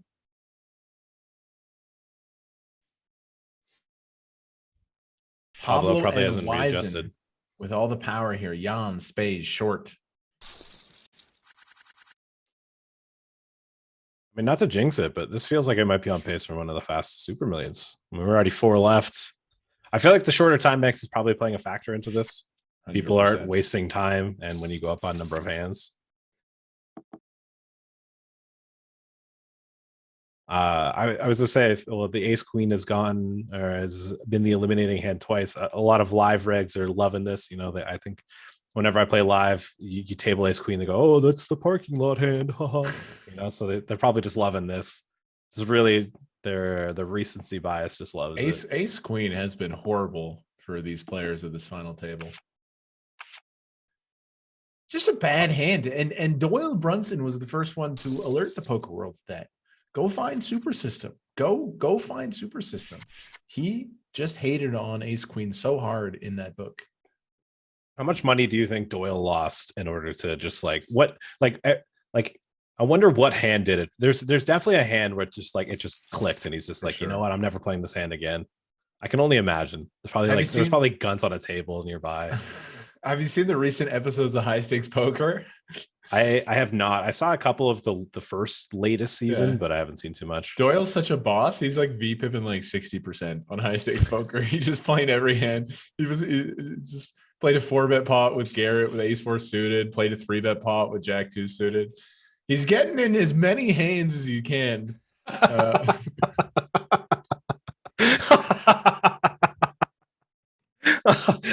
Yeah, he's just getting in as many hands. Yeah. He's such a legend. He's my goat. People talk about the poker goat. I always say Doyle Brunson. I mean, how many years? Like 50? No, 70s, over 50 years. He started it. He wrote the first books. He did the poker boom, and he's still V-pipping like a boss on High Stakes Poker in 2022. You know, and he's just if careers could last half as long as his, you know, you've done something good. Even if it just lasts like 15% or 20% as long as his, you had a good poker career. It's hard to, you know, it's easy to, you know, get some success for a little bit, but to stay consistent for that long, that's the true tough thing I've realized in poker. Very impressive. I was gonna say, I feel like this is a hand we might see a check raise. King 5-3, very dry. Probably gonna be seeing a near range C bet. A lot of good turns to continue. Think about floating the ace-9 heart, which I thought he would have thought about it a little bit more. Here we go for Jans. Is the J bombs. Just going to be an all-in pre. Yeah, I don't think we're going to see anything too creative. I don't think you're going to see a 3-bet not all in. I don't think this is the hand to do it with. Maybe like queens plus and deuce. Mm-hmm. Even then, queens can get a bit uncomfy. Does just take it down. So asking about our prop bets. Yes, we each picked a horse. I had the first over picked. I picked Jans, who's still in there, but struggling compared to his previous stack size. And Egption has the current chip leader, Pablo. So Egption's in a good spot here, but a lot of poker to be played. Yeah. We're both live to get 0 of it. I one thing I've noticed is Wizen is opening cutoff pretty wide. And I don't think it's that bad of an adjustment. I think button is clearly, or when Spades is on the button, he's clearly showing he's been pretty nitty. The best time to open is when, oh, wow, fun turn. Yeah, the best time to open is when, you know, the other guy that's got chips is in the small blind, the least likely place to get fought against, and then Jans is short in the big blind. It is a decent spot to adjust and open a bit wider. You have to expect a check here. I mean, you can try to apply pressure on a 7 and then still get value from straight draws. And I think that's what he's doing.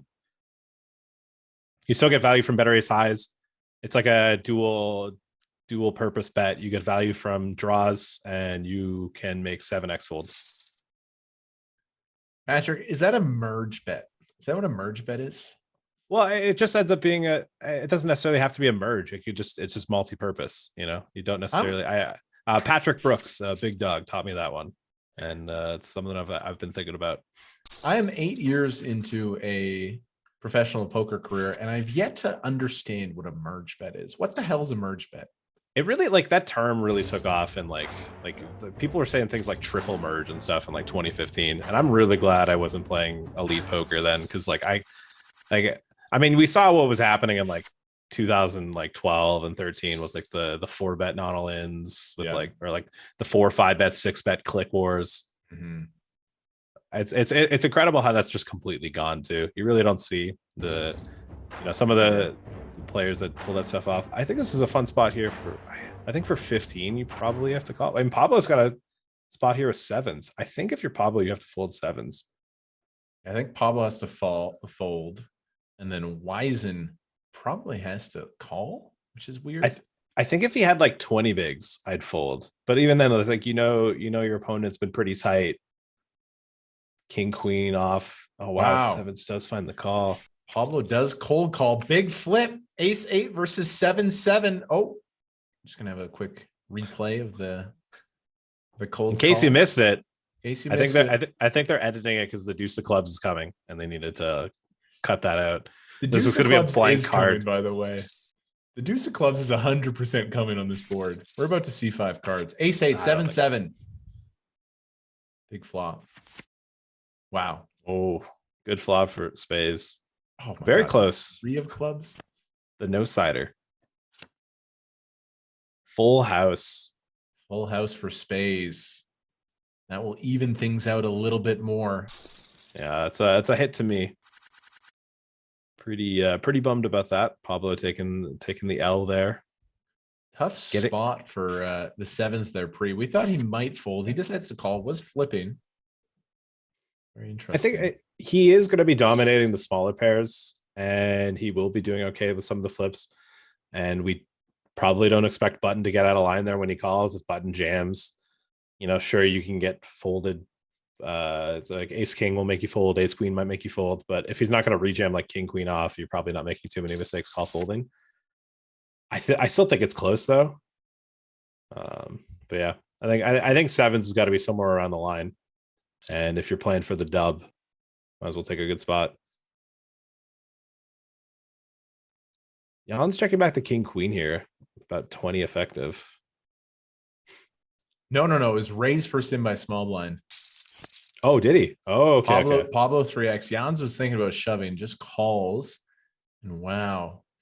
Pablo could continue. Yeah. No, just gives up. King high versus jack high. Yeah, this is a board where flop, there probably isn't too much creativity with floats. It's going to be like king high, queen high, and then it's going to be flush draws 5x. Probably won't be too much deuce x. And Jans is still going to have a lot of aces here. He's in an uncomfortable spot now, Pablo, because he knows he can't win. He knows he's not going to win, but bluffing is uncomfortable. And if you're going to bluff, you're probably going to need to crank the heat. Oh, no, he just spent half. I mean, king high.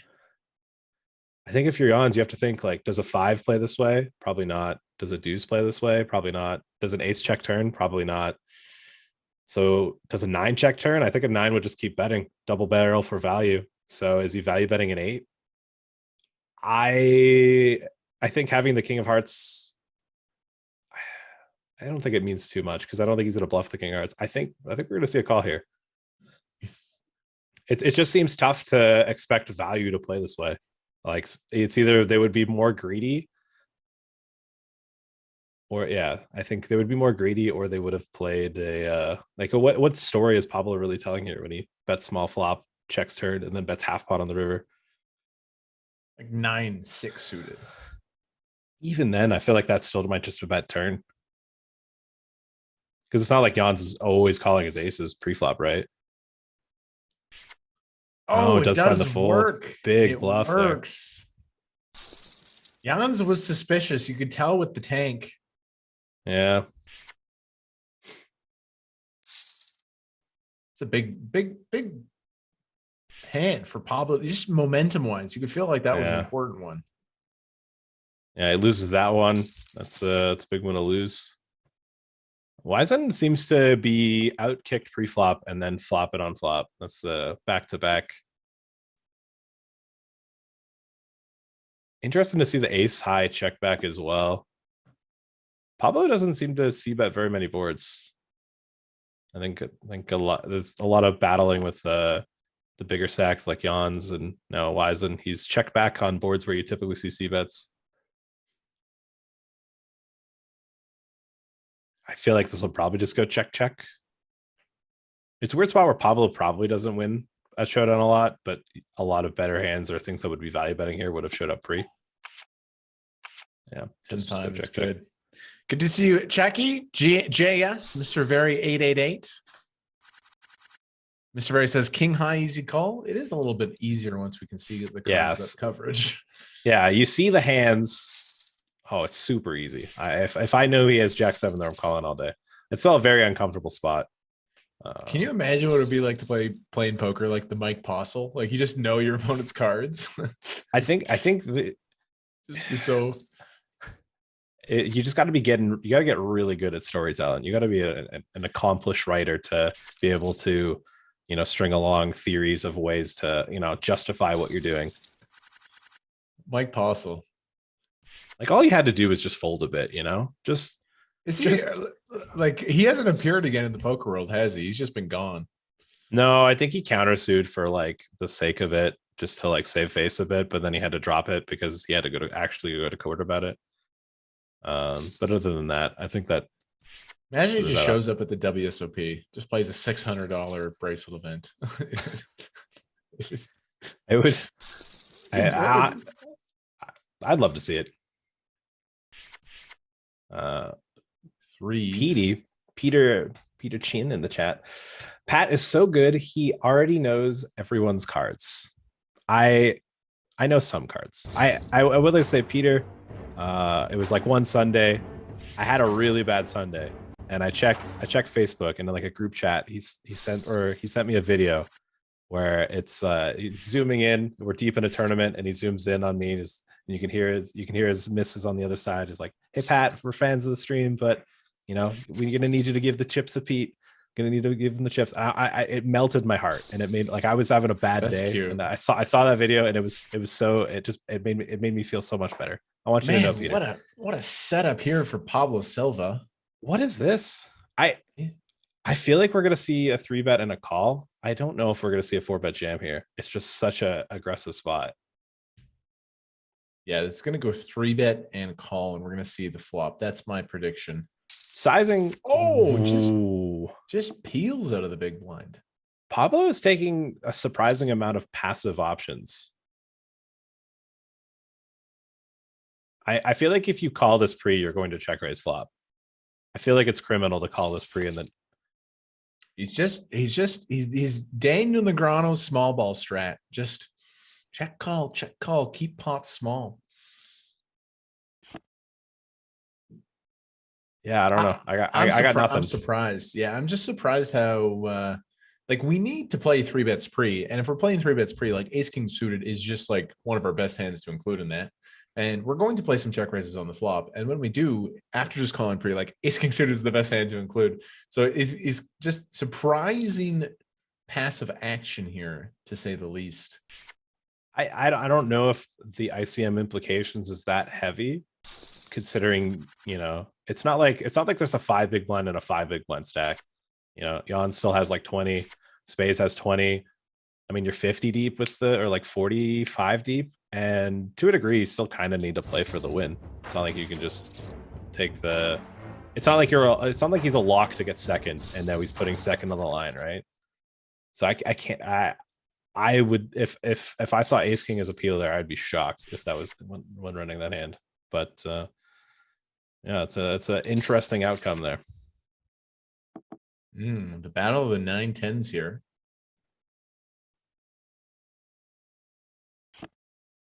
Adam in the chat, Mr. Very 888. Good to see everybody.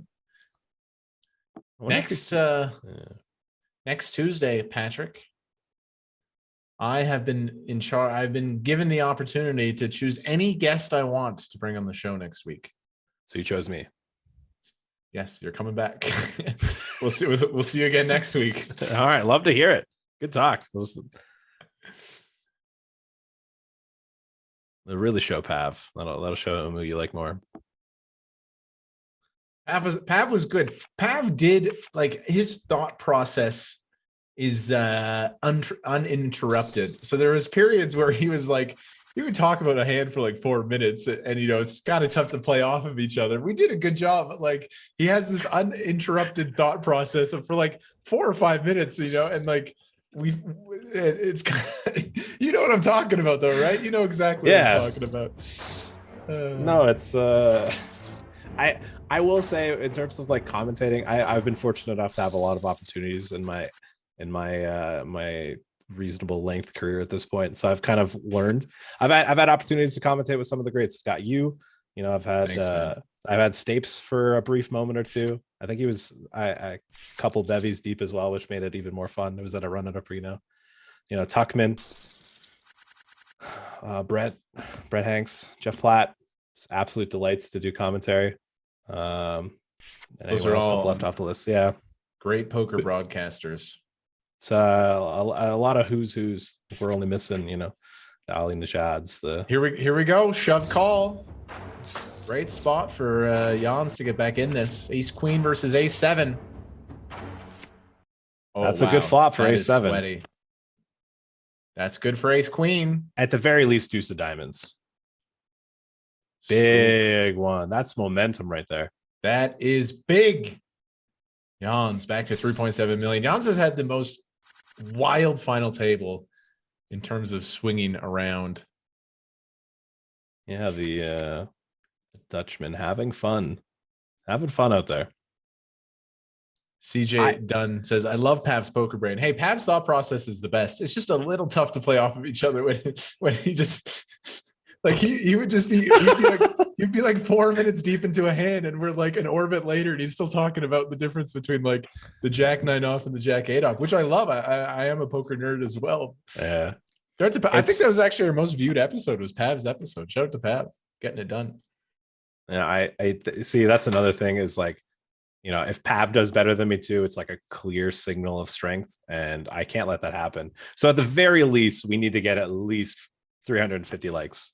So if we could just smash the like button right now. If you're enjoying the content, don't forget to subscribe. Regular shows hosted by Kevin, sometimes a secondary Kevin. Chat, who should I try to bring on the show next week? Who would you like to see? The GG team has said Kevin finds somebody for next week, so yeah, I'm excited. Who do you guys think? You banger. I think I texted Jason Somerville. Oh my goodness. I think you could just stop there. I mean, he's I can only imagine the sports betting lab he's in. I feel like Spades is probably just a call here with Ace 9. Historical play style will dictate the tighter option. Try to get Phil. Ooh, it's just gonna get through though. Get Phil Ivey on the show. Phil Ivey's too busy final tabling every tournament in Cyprus. I don't think he's gonna come on the Super Million show. I think if you can get people like Phil Ivey on the show, like I'm just a lock to get fired. Yeah, it's just like I don't got that kind of pull. Get Jason Kuhn on the show. Jason Kuhn is one of my favorites. He already did. Yeah. If you guys missed it, you can check out the VODs on the GG YouTube channel. He was our second episode we did together.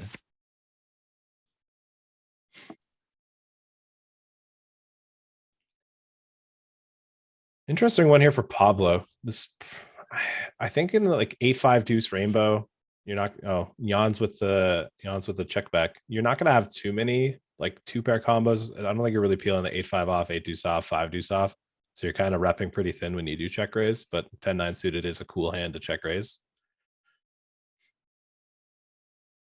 And it's a good turn for Pablo, but it's also like not a turn. Yeah, you should typically be betting. Oh, you know, it's just, I mean, it's an uncomfortable hand, queen jack off. You're just gonna have to fold, but fun one there. Takes it down. Chat is suggesting Garrett Adelstein, again, another poker hero of mine. He's too busy sitting 800K deep at the Hustler, though. I think he's occupied. Yeah, he's got to bully some poorer regs than him. I like everybody's suggestion in the chat. Somebody says bring the poker bunny on. I'm going to decline that one. Bro, I was, at the World Series last year, I was playing 10-handed in the Rio $600 event, and the poker bunny was on my table. taking 30 seconds per pre-flop decision. 10-handed at the Rio, $600 event, and the Poker Bunny was taking 30 seconds per pre-flop decision. I wanted to be anywhere else in the world than that seat. I was like, this is the worst experience I've ever had. Can I unfortunately tell you I did something worse? What's that? 10-handed at the WSOP and the 1K mini main in seat 5. I got a 2-hour massage. That's nice. Well, but I'm saying just like legs spread out, taking too much room on the 10-handed table. I cared more about myself than my players, the players beside me in that moment. But I feel bad about it to this day, thinking about it. No regrets. I'd do it again in a heartbeat, but I still feel bad. Yeah, the min bet flop check turn 7 high doesn't really win on this river. I mean, Pablo. This is a more fun spot for Jans to find the hero. I don't know if I'd always pick the size with like value bets for like 5s or deuces. I don't think I'm gonna find the deuce value bet. Jans has unfortunately been folding the best hand. Hate to see it. Oh, some great suggestions in the chat. Thank you very much. Pads, man. Pads would be such a fun guest because he's like an all-time poker crusher, but he just has such an electric personality as well. You know what? I'm gonna call it out now. He's a fraud and a fake. He's been lying to you guys for years. He says hashtag never miss a Sunday. He missed a Sunday. He's missed a Sunday, and he's gonna pretend that he didn't. But whatever day I think it was like July 7th or whatever, the Euro Cup final. Playing one table on your phone doesn't count, Patrick. That's not a Sunday. Everyone knows this. Playing live doesn't count. That's not a Sunday. You gotta have at least 10 tables for like 10 hours. You know what I mean? Like that's a Sunday. He missed a Sunday. He's been trying to play it off, but one table on your phone doesn't count. That is his brand. Never miss a Sunday. He strongly believes in that. It just doesn't sit well with me. I just gotta call him out for it. No, but yeah, he would be a strong. There's a lot of knowledge nuggets that he likes to drop. A fun person to have on the commentary. Just a bit of a fake, you know. And I hate to badmouth another Patrick. I really do. Patricks are good people in general. I haven't met too many asshole Patricks.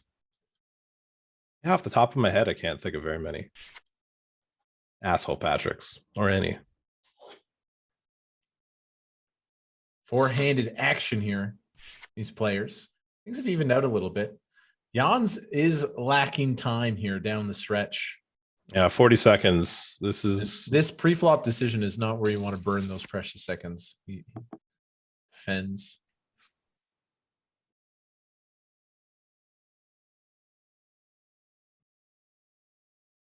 Chat, we appreciate you guys being here. We'll see you next Tuesday as well.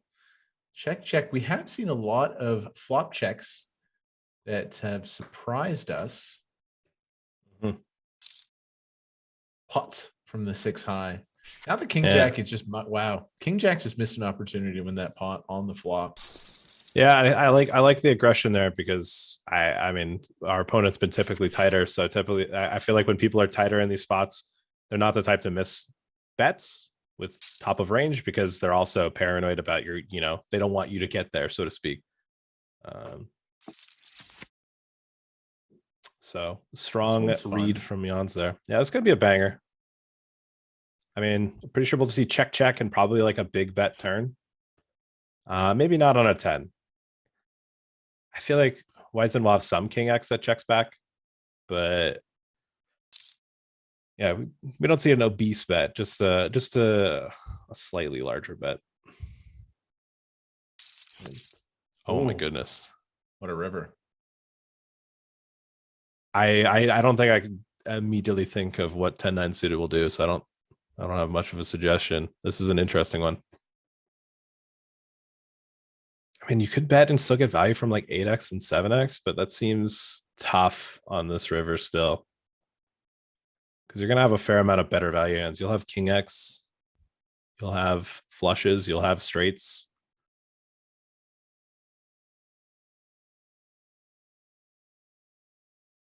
I imagine we see a pot size bet here from Wizen.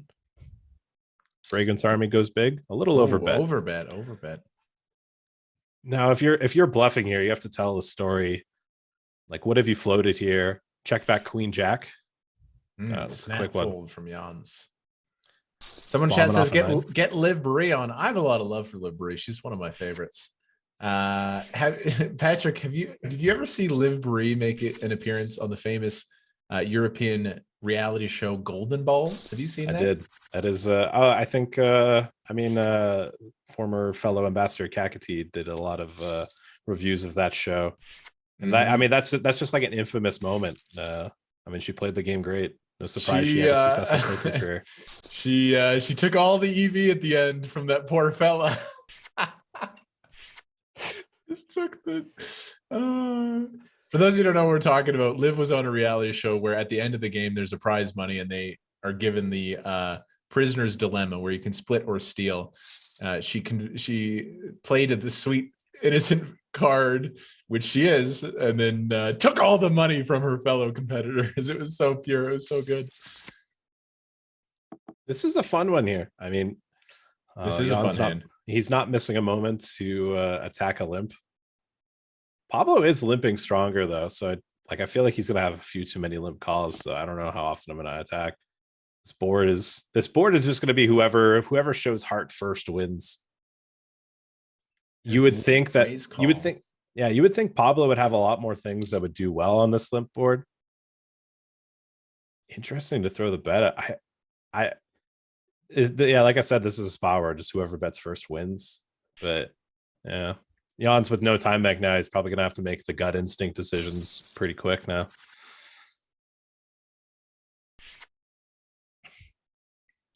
Pablo putting on the pressure at the right times and taking these pots down.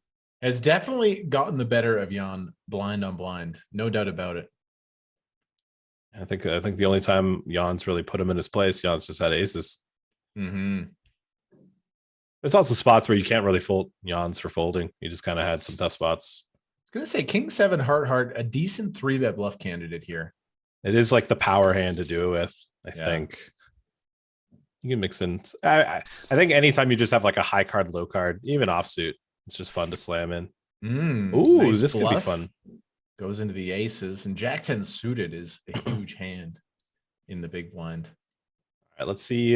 Deuce of diamonds, 9 of diamonds, Queen of spades.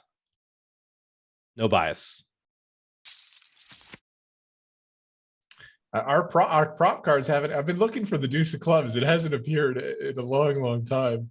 Yeah. This is nasty for space. This could be their last hand, especially just facing the chip leader. You make a pretty strong top pair here. It's going to be tough to find folds. It's going to be tough to find scenarios where you can find folds here. I think it's a pretty crystal clear call. You're allowed to, take some Hollywood tank here. I would think you wouldn't really value raise in the spot, even though he went small. You have better hands to do. Oh, he does find the value raise. Oh, no.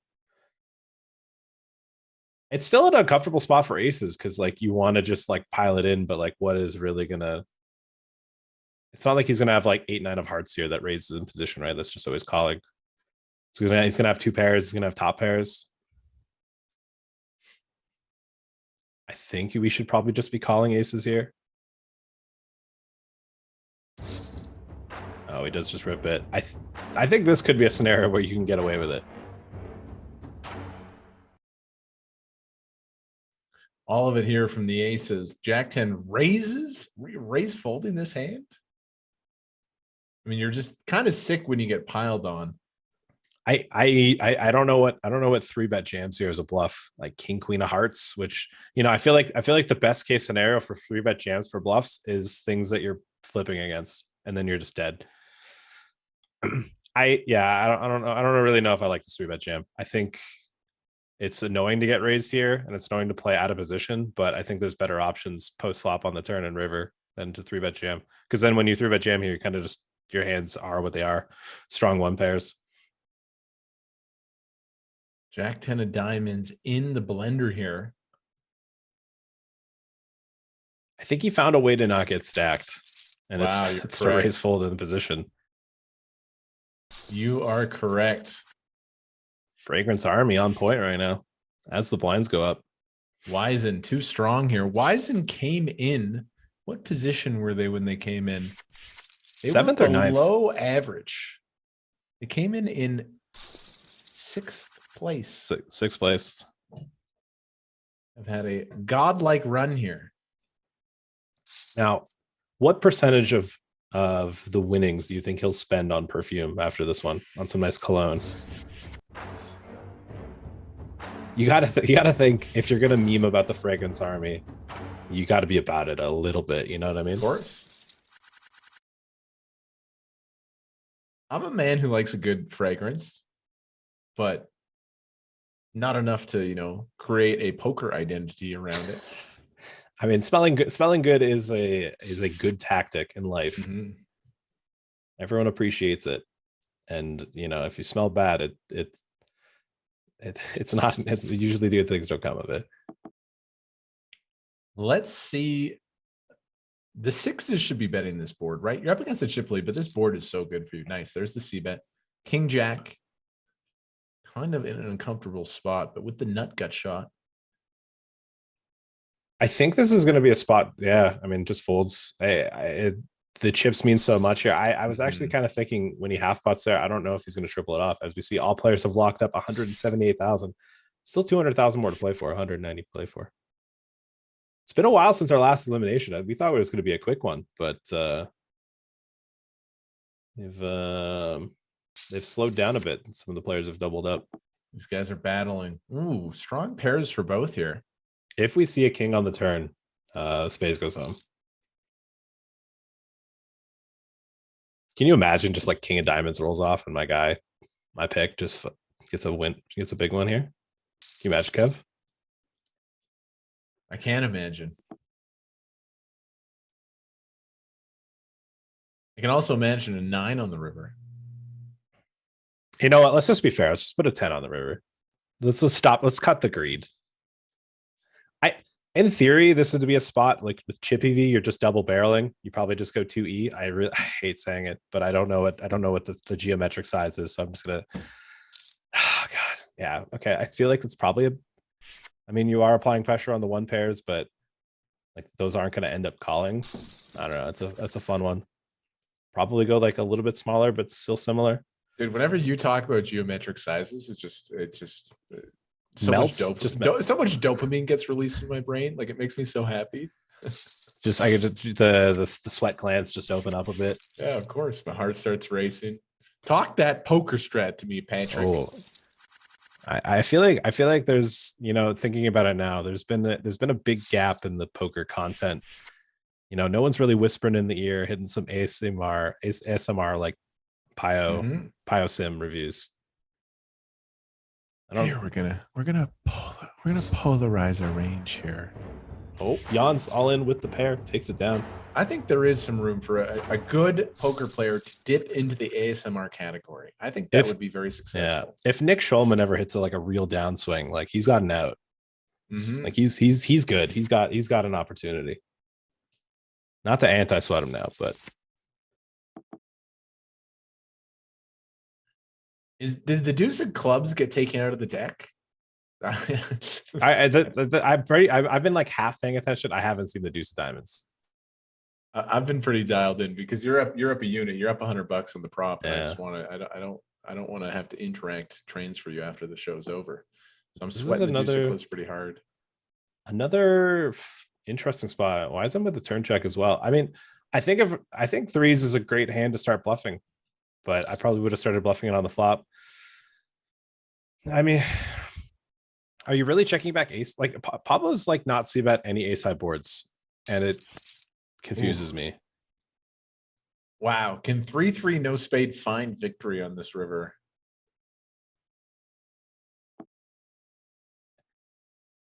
You'd think a lot of in order for him to have a lot of spade combos, he's gonna have to have a pair with them. He's probably not gonna peel like 8 of spades, 6 of spades. Oh, yeah, big bluff. Oh, gets it through. Works. Yeah, it's. I feel like it also wise in if he had like the ace of spades, probably starts betting turns when check two. Maybe not, but like a lot of flushes. Yeah, maybe even flushes don't show up. Yeah, it's an interesting spot because like it gets confusing when Pablo just checks back flop because I would have just assumed ace high board c bet.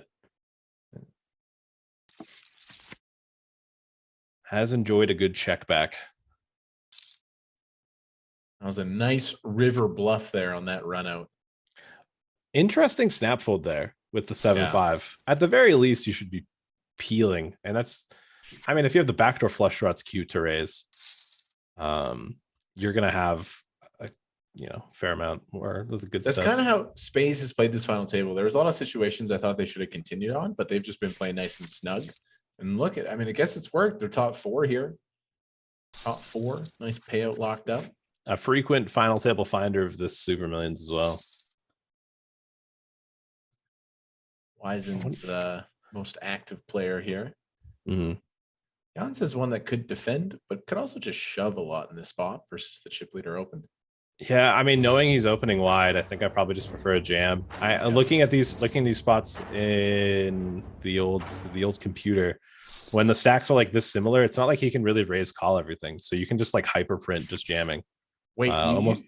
You study poker on your computer? Yeah, it's like a Facebook app. It's like a poker app there, and I just play a couple of hands here or there. I just read poker books. That is pretty boomer of you. There are a couple acceptable books in 2022, but get with the times, loser.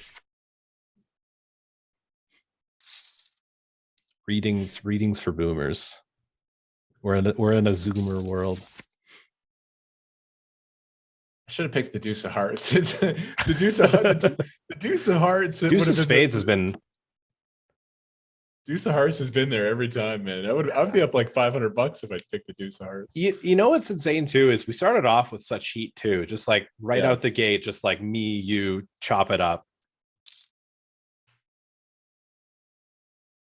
Ooh, Kevin, when this back flop. Yeah, I mean, oh Wow. no, Pablo. like I don't know if having 10-9 here is that relevant for blockers because you block like 10s and 9s. I don't really think he's going to check back king 10 or king 9. I don't think this is a good hand to double barrel because you block what you're targeting to attack. You're trying to make him fold a queen.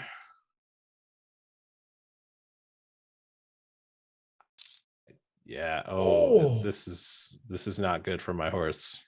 1.5x pot. King 6 is simply going to take a second and call. Yeah, I think it's a spot where you could probably legitimately think about value raising, but I think it's just going to be a better call. Yeah, I don't think he's ever raising. I think it's worth at least using some time, and he does call. I think it's at least thinking about it a little bit. Wow. And that creates an animal in terms of the Fragrance Club.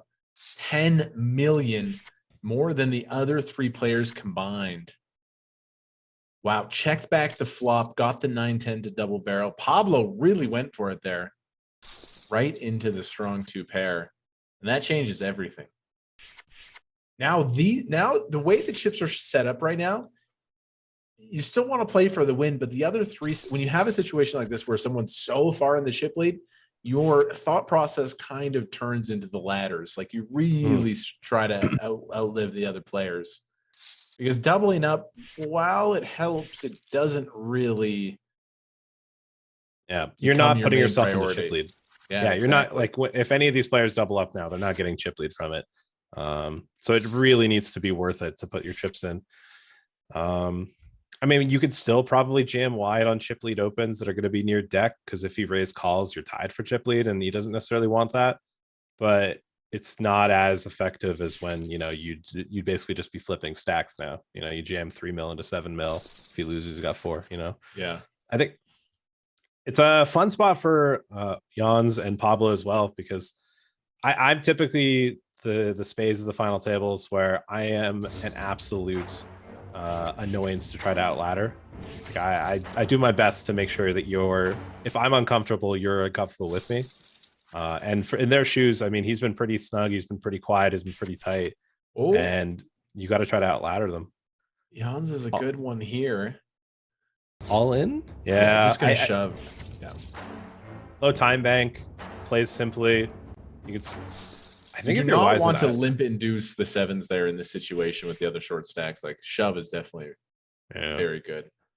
I don't know if you necessarily get called by worse either. Well, like when I say that, like I don't know, like worse pairs, like maybe sixes calls, fives maybe, but I think if you got like fours, three deuces, it's a pretty easy fold.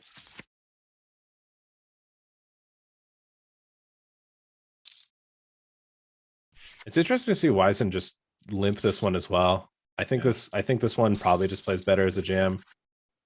But it's also to counterpoint. It's not like Spades is getting out of line versus limps. So lines are up. Wisen feeling it now. Gonna find these active shoves. Here we go. Big flips. A7 versus fives.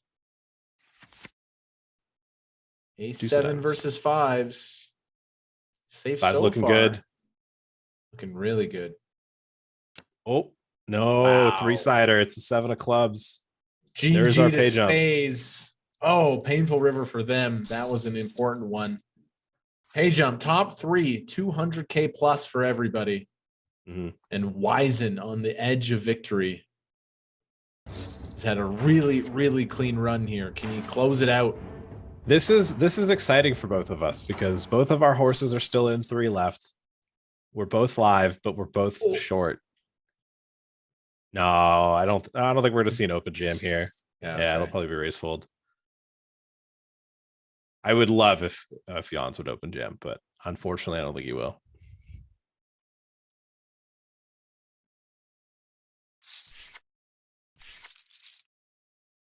Wow, Wisen is just I mean, he got the situation, he's had the hands, he's playing really well.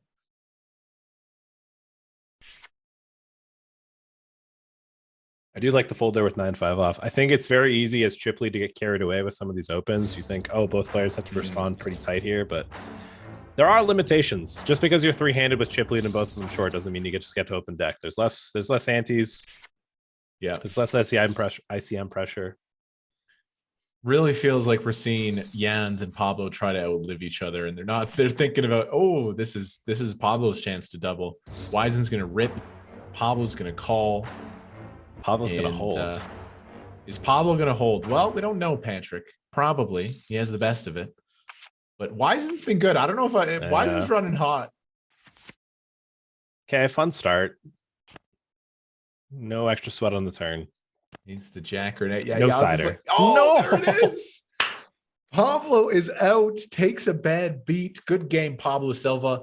What a crusher. They lock up $227,000. And we're heads up. Wisen versus Jans. All right, I got a chance. I need Jans to go in the sickest. I am now free rolling Patrick in terms of the horse bet. Wow. I mean, shout out to Jans, Graph Teckle, who had the wildest final table, finds himself heads up. And here they are. Wisen 7.5 to 1 chip lead. Interesting comment as well. The what and lost money. Dude, this is one of the all-time clean runs here for the chip leader. Unbelievable. Yeah, I mean, ever since the Ace King versus King Jack and Deuce, he's just been vrooming. Go figure. You know, Wisen gets gifted the opportunity by Jans here to have the overwhelming chip lead and just run it over. Wisen does him a solid and ladders him to second before eliminating him here. Interesting no bet as well. I do know ace high boards just like almost pure flop stabs heads up. So if you're gonna limp, you should be betting. You still get value with queen high. It's still like a, you know, give value. Sometimes people overfold too. Good start with the jack 6 as well. We definitely picked the wrong deuces, man. Thank God you picked the diamond. The spade is hit like the deuce of spades is hit like 6 times. The deuce of hearts is hit like 6 times. It could have been some serious pain. I feel like we're going to end with a couple more deuce of diamonds. No. I feel like Jans is going to spin this up and win this tournament. And yes, unbelievable river card, man. So sick. And here's the thing too: is Wisen's going to bet 2 bigs. Jans is going to call. He's going to bet at least a big one. Yeah, so he's going to pot it. Jans is going to call, and your opportunity to free roll me is just dwindling. It is dwindling. Does it hurt that I tell you what's going to happen before it happens? It does. It makes me feel incompetent. It does. When you just rattle off perfect strategy like that, it does. It hurts my ego a little bit.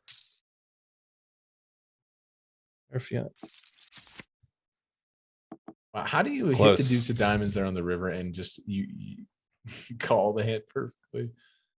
Come on, Jans. He could sometimes check raise the 7 here, but I think this just plays better as a check call. Yes, 2 pairs. Slow play this. Wise Shut and bluffs. down. No, wise and bluffs. He definitely. Oh, he does shut down. Well, he might bluff river. I might bluff this river. I would say though, if I'm, it's trying to think because, oh wow, he just, that's an interesting spot there because, I mean, if he's got a queen, he would have bet turn. If he's got a 9, he would have bet turn. You're kind of just targeting hero calls, so you need to pick a size that you want to bin hero calls. I guess he just elected to jam. He also has no time bank now, so this is a huge edge for Wisen as well. Not to mention the massive chip lead, but the fact that every decision Jans makes from now has to be done within 5 seconds, or with a little bit of extra time. It's like a little bit longer. If either player breathes on this pot, they're going to take this one down. I feel like if you're Jans, you got to go for it. You got to bluff 10 high, river, right? And nice. He does. I've seen a lot of wild things in my career. I don't think we'll see a call. The short stack. This could be over any second, or perhaps we have a comeback. I'm feeling the comeback. I feel it in my bones. Oh, deuce of hearts. It's close, Kev. It's almost super close. It's almost whatever cards. Yeah, 9-4 deuce rainbow. This is a board that, you know, the big blind check back is going to do pretty well. Depending on how wide Wisen's limping, should do okay, but it's almost always going to be a check. I think we're going to see big bet turn. Like probably, I mean, he played pot. I'd bet too big, so probably bet pot.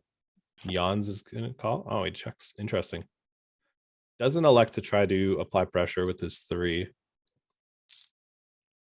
Deuce of spades. They're mocking us. And just typically when you're shorter stack, at least on flops, you're not going to be wanting to stab too many of your straight draws. You're going to want to check back, but I still probably would have found a turn barrel there. We're playing an 80K heads up match here. A couple of big aces for Wisen. Check. Heads up. Pat, how's your heads up game? I you know, a lot of people like to think their heads up's pretty good, but I have spent more time in the heads up lab than a lot of people due to the team 651 base that I have. Spent a lot of time playing heads up sit and goes. I talk heads up with some of the best minds in the world when it comes to heads up poker. I've studied a fair amount of pre-flop charts in terms of just what you should be doing in theory and in versus weaker opponents. I feel pretty comfortable playing heads up versus almost anyone. I know what's going on here. Love to hear that confidence. I think in GTO land, even like this short, I think if you were to limp 9-3 off there, it'd be borderline just disrespectful. Like you versus somebody that's never going to ISO enough, you could start limping that stuff, but you got to fold some hands, unfortunately. I'm curious who's going to find the first strong ISO bluff. It's always uncomfortable when you do it at 15 bigs, but you need to be finding them. Oh, this could be fun. Very fun card. The double gutter flush draw. If there's ever a time to go 2E, this is it.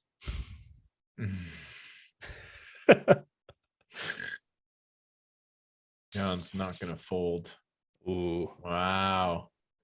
You'd expect Jans to jam aces pre. This isn't necessarily a bad river for Wisen, and I think he should jam, and he probably will. You block straights. You unblock. I don't know. Like Jans is going to have a lot of 1 pairs in the spot. He probably doesn't have 10s. So Jan's going to have to hero with a 7 or a 6. I think it's good to take a bit of time because I think if you've got, oh no, he doesn't pull the trigger. Does yield. I think it would have been a really good spot to jam because you need Jans to hero call with a 7 or a 6, basically, or a 5. You can just sense Jan's bringing this back a little bit. Ooh, pretty Two pretty decent hands here. I think you can mix this one as an ISO. I mean, ISOing queen jack off always gets a bit uncomfy, but Dude, the Jans train, man. Here he comes. Choo choo. Pot after pot. you're gonna be disappointed when the 4 of diamonds rolls off. You'd just be heartbroken. Oh, so he's gonna, man, that 5-second emergency timer makes me nervous.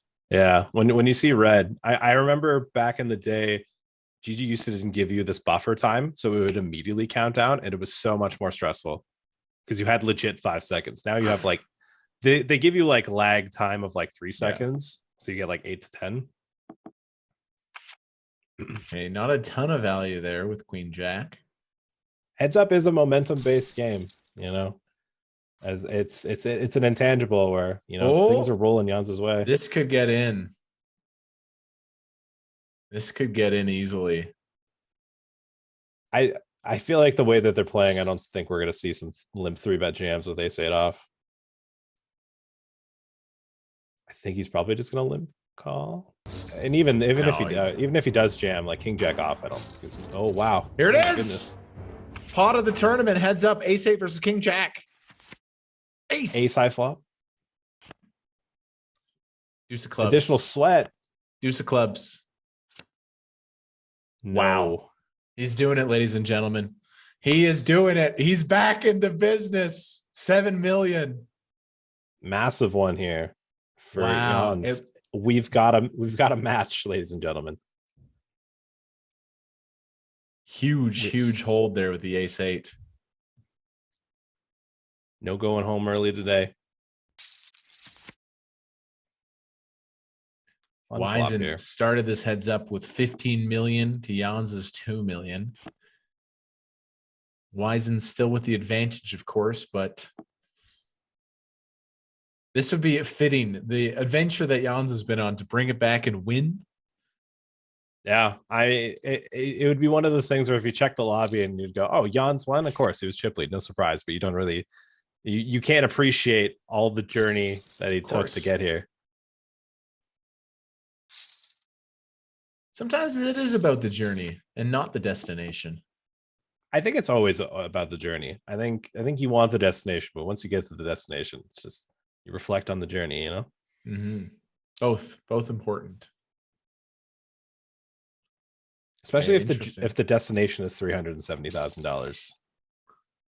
Do you want to switch your card? I'm gonna lock in the deuce of diamonds, but I'll let you switch if you want. No, deuce of clubs gonna start heating up. Okay. Ooh, what a river. I'm telling you, momentum has switched. Have you ever seen the classic, historically praised film called Mary Poppins? I'm talking about the original one, not the recent one. I would say I maybe have, but gotta love this. Gotta love this. The thin value raise. Strong plays here. In the classic movie Mary Poppins leaves and says she'll come back when the wind changes. And there's a historic scene where the wind, wow, that's you. Unbelievable. Oh, you know what? I was wondering why you stopped your story. I was so interested on the because story. The deuce of the diamonds hit the flop. That's why. You know what? Your reaction there just immediately just confirms that it hasn't rolled off prior. That's another one for me. Anyway, to wrap up that story, Mary Poppins leaves because the wind changes, and that the wind has changed in this heads up match. You can just feel it. You can just feel the momentum shift. You know what? You know, it would be even more demoralizing. Oh, deuce of clubs. Yes. Good fold. Good fold. You know, it'd be even more demoralizing. You pick the chip lead. He runs away with it. He loses chip lead. He gets very short. He gets heads up short, spins it up, maybe even takes the chip lead back and then still finds the second. Could you imagine that? That would be demoralizing. Yeah. I don't know how you could max that red to the 800 6 max after that. It's going to be tough. How much time do we have? We still got an hour. These boys can wrap this out. Still got an hour to jump in the 806 max. The overbet. Love it. Starting to cook. Wow. 10 million to 8 million. To summarize the prop bets, guys, Patrick is up $300 in the prop bet card, but I have a very live horse here that would earn me $500. Give me 2 more deuce of diamonds and then Jans wins, you know? No, we need Jans to win with like a bunch of deuce of clubs. I feel like if the deuce of clubs pulls or rifles off on this flop, I'm in trouble. Oh, we're good. Big flop for Wiesen here. Strong middle pair. Probably not going to get any further action. Oh, it's tempting. Oh, he does peel and hits the 9. Wow. Peels the small size, hits the only card that could give him the best hand. I take solace in the fact that this is going to go check on the river. Unbelievable comeback here, heads up. We saw such an advantage to start this heads up match, and Jans has brought it back, ladies and gentlemen. It's even Stevens here. You absolutely hate to hear those words. This is crazy. I can't believe this. Look, he's going to be the chip leader after this head. This is unbelievable. People thought I was joking. Momentum's a real thing. Everything's going well for Jans. He's winning showdowns. His bluffs are going well. He's hitting boards. The only thing that could stop him is just like a sick like queens versus jacks cooler. Can you imagine that? Can you imagine that? I need 500. I need one more. What is going on, dude? Where is the deuce of clubs, man? It's literally. Can we count the deck? Is there 51 cards? It had. This is unbelievable that you're running this hot in the props. And the deuce of hearts. If you switch to the deuce of hearts too, can you imagine if you did that? Should I switch now? Should I switch now? I don't think it's a bad idea. I think if we look at the RNG, it's on your side. Thinking about something else, my job security. You know, we are heads up. This could be finished soon. I'm going to be honest, guys. I was told 400 likes. So we're at 363. Hit the like button. If you also continue to like the content, hit the subscribe button. Check out the channel. We're back here every Tuesday reviewing Super Millions coverage. Wow. Here we go again. Strong top pair. Graph tackle. Gonna play the check raise? No, just check calls. Yeah, I think King 9-5 it's cool to just hitting the deck. wonder what Graft is gonna pick for a size here. Big. He goes for the milkier big size. Go, go, go. Another nice spot here, dominating the queen 5. This is awful. 3-bet bluff candidate sometimes, potentially, could mix it in there. Dude, Patrick, I discovered a poker concept yesterday in my study that like made me so happy. Yeah, I saw on your story, and I don't think you said pumped. what it was. And I just like I was like, what was the aha moment for this guy? He had some pre-flop charts open, and I was just like, all right, what's going on here?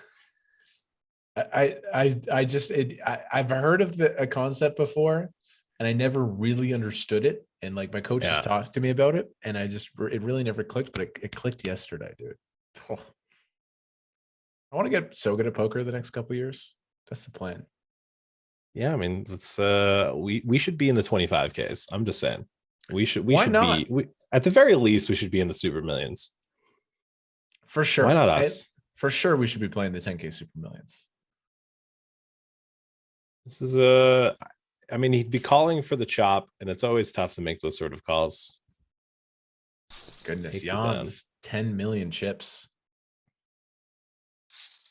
Patrick, you were feeling pretty good about Wiesen closing this thing out, but hey, that's top pair. Unless a queen rifles off on the turn. Well, I mean, the queen's not going to. He's going to bet. We're putting a halt to the momentum. He can't win every pot. He can't keep getting away with it. Weisen's turn for top pair. Fragrance Army isn't going to go down without a fight. No deals allowed at the Super Millions final table. Yeah, I feel like in general it'd just be, oh, there we go, a little spice. There's the 3-bet bluff. Pick the smaller 3-bet size. I mean, they are about 40-ish effective. It looks like Jans is going to get one back, though. Oh, I mean, Wisen probably will limp call. Yeah, definitely going to limp peel, I think. I'm curious if he 3.5s or 4s. He does just go for the pure 4, which I think is better if 40 effective. Eat 5 suited heads up. You think you're peeling? Yeah. Oh, this is fun. Can you imagine king of spades on the turn? Followed flop by check. Another spade on the river. We could. This is very interesting. Limp, raise, call, flush draw versus 2 overs gut shot. This pot is going to grow. Yeah, I think I think when he limp calls, he'll still have a lot of jack X, and he'll have a lot of things that just like do okay and connect here. I don't know if I'd start betting my 8 high flushes because I feel like Jans can just check raise a lot here, and I don't know what I'm doing on turn when I brick. Like, do we start tripling this one off? I have no. Once we get to this point, I have no idea what I'd be doing. So big pot here. Oh. Don't think Jans will start folding. He has made some big folds in the reasonable folds in the past. Oh, that time bank. Oh, no. He's sitting out. That's a momentum sit out right there. Oh, insane one there. He doesn't have time. He doesn't have time to think. It's affecting the match. We need some Inception music just blaring right now. 9-8 suited, roll in the 3-bet. Momentum has shifted again. By the way, Baruzzi in the chat with a very sick offer says, Patrick and Kevin, if any of you ever comes over to the bar, I will put you in the 10K. Wow. Sugar Daddy Baruzzi going to put us in the 10K. He has a couple good months, and now thinks he can be my sugar dad. I need at least 4 weeks of the Super Millions. All right, I'm not cheap. I'm not cheap, or at least 2 reentries in 1 week. The lack of the deuce of clubs is really starting to bother me here. I know how unnerved you're getting in these spots. King 6. At this point, you feel owed. It's not coming. We're getting another deuce of diamonds, but you do feel owed. Oof. I mean, second pair versus top pair on a dry board like 10-6-4 rainbow. At least you get a nice consolation prize. Some money's going in here. Check the half pot. I'm liking the half pot flop size. Oh my god. What is that? Dude? What is that card? I still like a good turn bet from Jans. You can still bet, like 1.3 mil. You're getting value from worse 10s. You're getting value from 6s. Wow. Yep. Good bet from Jans. King 6 just gonna call here.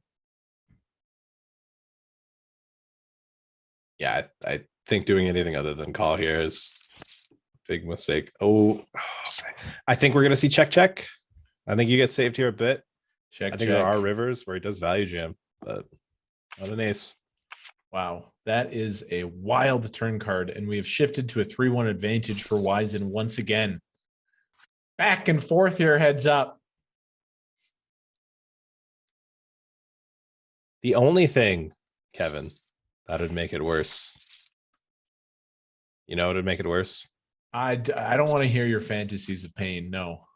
Okay, I'll stop. I feel like I've theory crafted too many worst case scenarios. I need to stop. I feel like any opportunity, reflecting now, I feel like any opportunity I've gone, Kevin, what would be worse? Yeah, you just continually, you're printing money here versus me. I'm a bad winner. I'm a bad winner. Okay, limp raise call. Ooh, another big spot for Wisen. Yeah, I do think these like 10-7 off type hands, 10-6 off, they do play better as like min raises because I think you necessarily want to be limp calling them. It's like I feel like one thing I've seen a complete lack of from these two is like they're not really opening buttons, and like that's a huge part of it. Like when you open and they call it, there's already a huge edge there because if you're deep enough to start 3-betting, you can eliminate a lot of strong stuff. It's going to be bluffing with this one. Oh, this This is dangerous.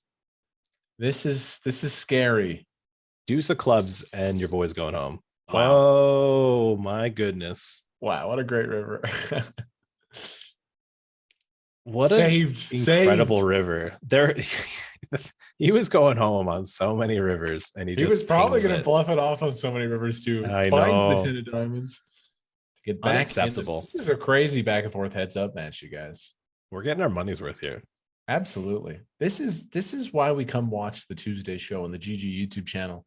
This is why you guys sub to the channel. This is why you guys drop the like button. I need to refresh it. I still see us at okay, we are over 400. That's pretty good. We were stuck at 360. What's all-time high likes? What am I competing against here? I think Pav pimped out the like button last week pretty aggressively. I think he got 500 plus. Oh, that's all I got to beat is 500 plus, guys. Okay, can we just zoom in on me real quick? Can we just heart to heart? I cannot lose to Pav. I cannot afford. My ego cannot afford. Please, he's got a cat. He's got everything. He's got the world. You have to give me this. He's got 500 likes got ASAP. Girlfriend. He's got a solid relationship. You know, he's on an upswing.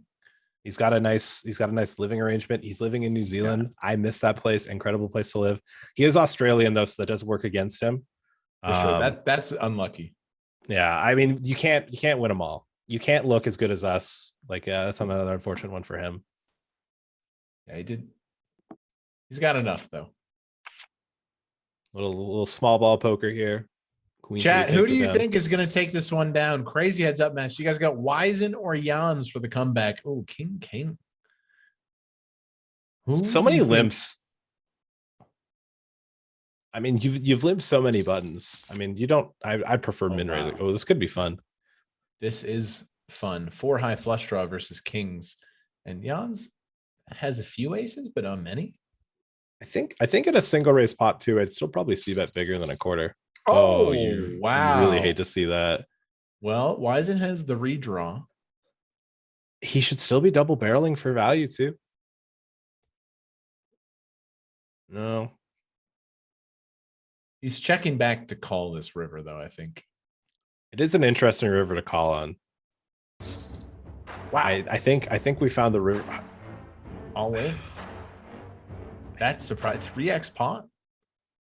Over 3x pot. I will say he's got 5 seconds to pick that decision. That seems hard to pick that as a bluff. I think that's where the time bank is a disadvantage for him. I mean, Wizen, I think actually having the king of spades is worse to have, because if he was bluffing, you'd want him to have the king of spades, because he'd have that card as a bluff card. He would be blocking flush. Well, even though he's not checking back flushes on the turn, but yeah. Mm-hmm. Yeah, unfortunate for Jans there. I mean, he turns the flush and gets no more bets in the middle. Yeah, I think Jans would have got another bet from me on the turn. Oh wow, makes this right here. Tell you what, the 00 shot clock. He needs like 5 more seconds per decision. It's very demanding to. If you were to put a price on like an additional minute, what do you think it would cost? Definitely worth some EV for sure. What do you think it'd be, like $5,000? You should be able to like sell chips for time. You should be able to like sacrifice tournament chips to increase your time clock. I imagine if you could like take it out of the prize pool too. I would just like spite take like all the money out if I was going to lose. Where is the deuce of clubs? Where is it, man? It hasn't flopped in. And the sick thing is like the clubs are hitting so hard except the deuce. It's great. It's great. This is high morale stuff here. Wizen turns the best of it. It's still double barrels. It's interesting he finds the double barrel here, but then didn't find it in a prior spot. Like he's not bluffing, he's value betting. And he's getting value from like one club combos. He's getting value from king eyes. I love a good aggressive thin value bet. I think that's where the money's. The longest heads up match we've had for sure. No way. This isn't that long. This isn't that long. I can't remember previous heads up matches going this long. There's got to be. Well, I feel like a lot of like the nosebleed regs love a good yeet, so that's probably why too. Like if Pablo Silva was heads up here, he's eating. Like I've watched some of his I've watched some of his broadcasts. He's launched pretty hard, so he probably might have found it. But both players play straight here. I love these spots. These are always so interesting to me. Yeah, I mean, he checked the straight on the turn with the 5. In theory land, you're never allowed to fold here. I think there's opportunity to click the raise too. Yeah, there it is. I love it. I love it. I feel like a jack would probably be when he gets the fold. Oh my god. He gets the fold, the straight on the board. That was great. I like the move there too, because I feel like a jack would just be greedier. Like it's a chop board, and you know, you could just like 2x pot it. I feel like he'd probably actually just be greedier there with the jack. This is a good flop. Pair situation.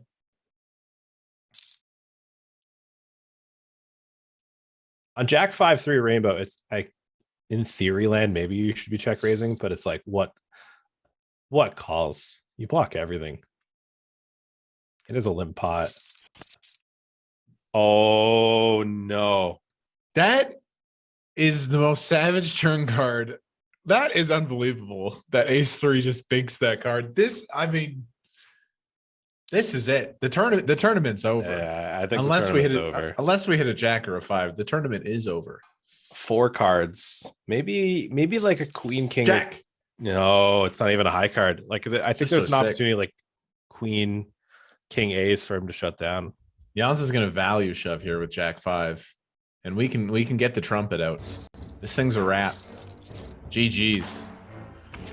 Why Zin is your champion? Congratulations, $370,000.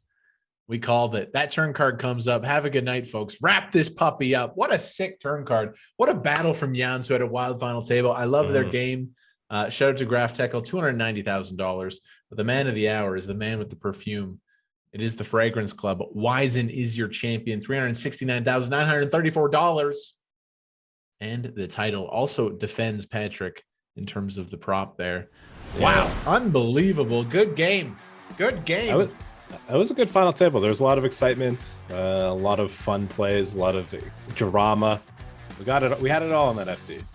We had it all on that final table, guys. Thank you for watching. Before we take off, quickly go like the video. That helps out Patrick. That helps out me. Thank you for watching. Next week, I will be back with a special guest of my choosing, who I haven't decided yet. Final tally in terms of the pain. Man, how do I just freaking lose on this show every time? Like, how do I lose every... Pat got me for $400, so I have to send Pat 400 Canadian dollars. So sick. How do I run so bad? How did me hosting this show turns into me just losing money to my guests every week? It's unbelievable. It's a paid gig that you found a way to lose money on. Guys, thank you so much for watching. Patrick, final thoughts on that final table? That was something special. I think overall it's just a strong performance from all players. Good times. Yeah. I enjoyed finally getting in the Super. I would prefer to have showed up on the final table. I've had a couple opportunities to show up on these streams, but long overdue to jump to the commentary booth. Had a good time. Very fun. You know, good luck on your upcoming poker success. WSOP coming up, tons of GG events, of course. And in 2 minutes, I'm going to register this ring event. I'm going to play this ring event on GG Poker. Shout out to GGPoker for running these shows. The best website going in terms of a poker experience. He is Patrick. I am Kevin. We are full-time content creators. Follow us on Twitch. Follow us on social media. Follow our journeys. We're both trying to make stuff happen. And thank you guys for watching. That was a lot of fun. Wow, I have to send you $400. That hurts. It hurts badly. I'll give you my email. It'll be good. So sick. Guys, have a wonderful week. Good luck on the felt. We'll see you next Tuesday. Bye-bye. Much love. Peace.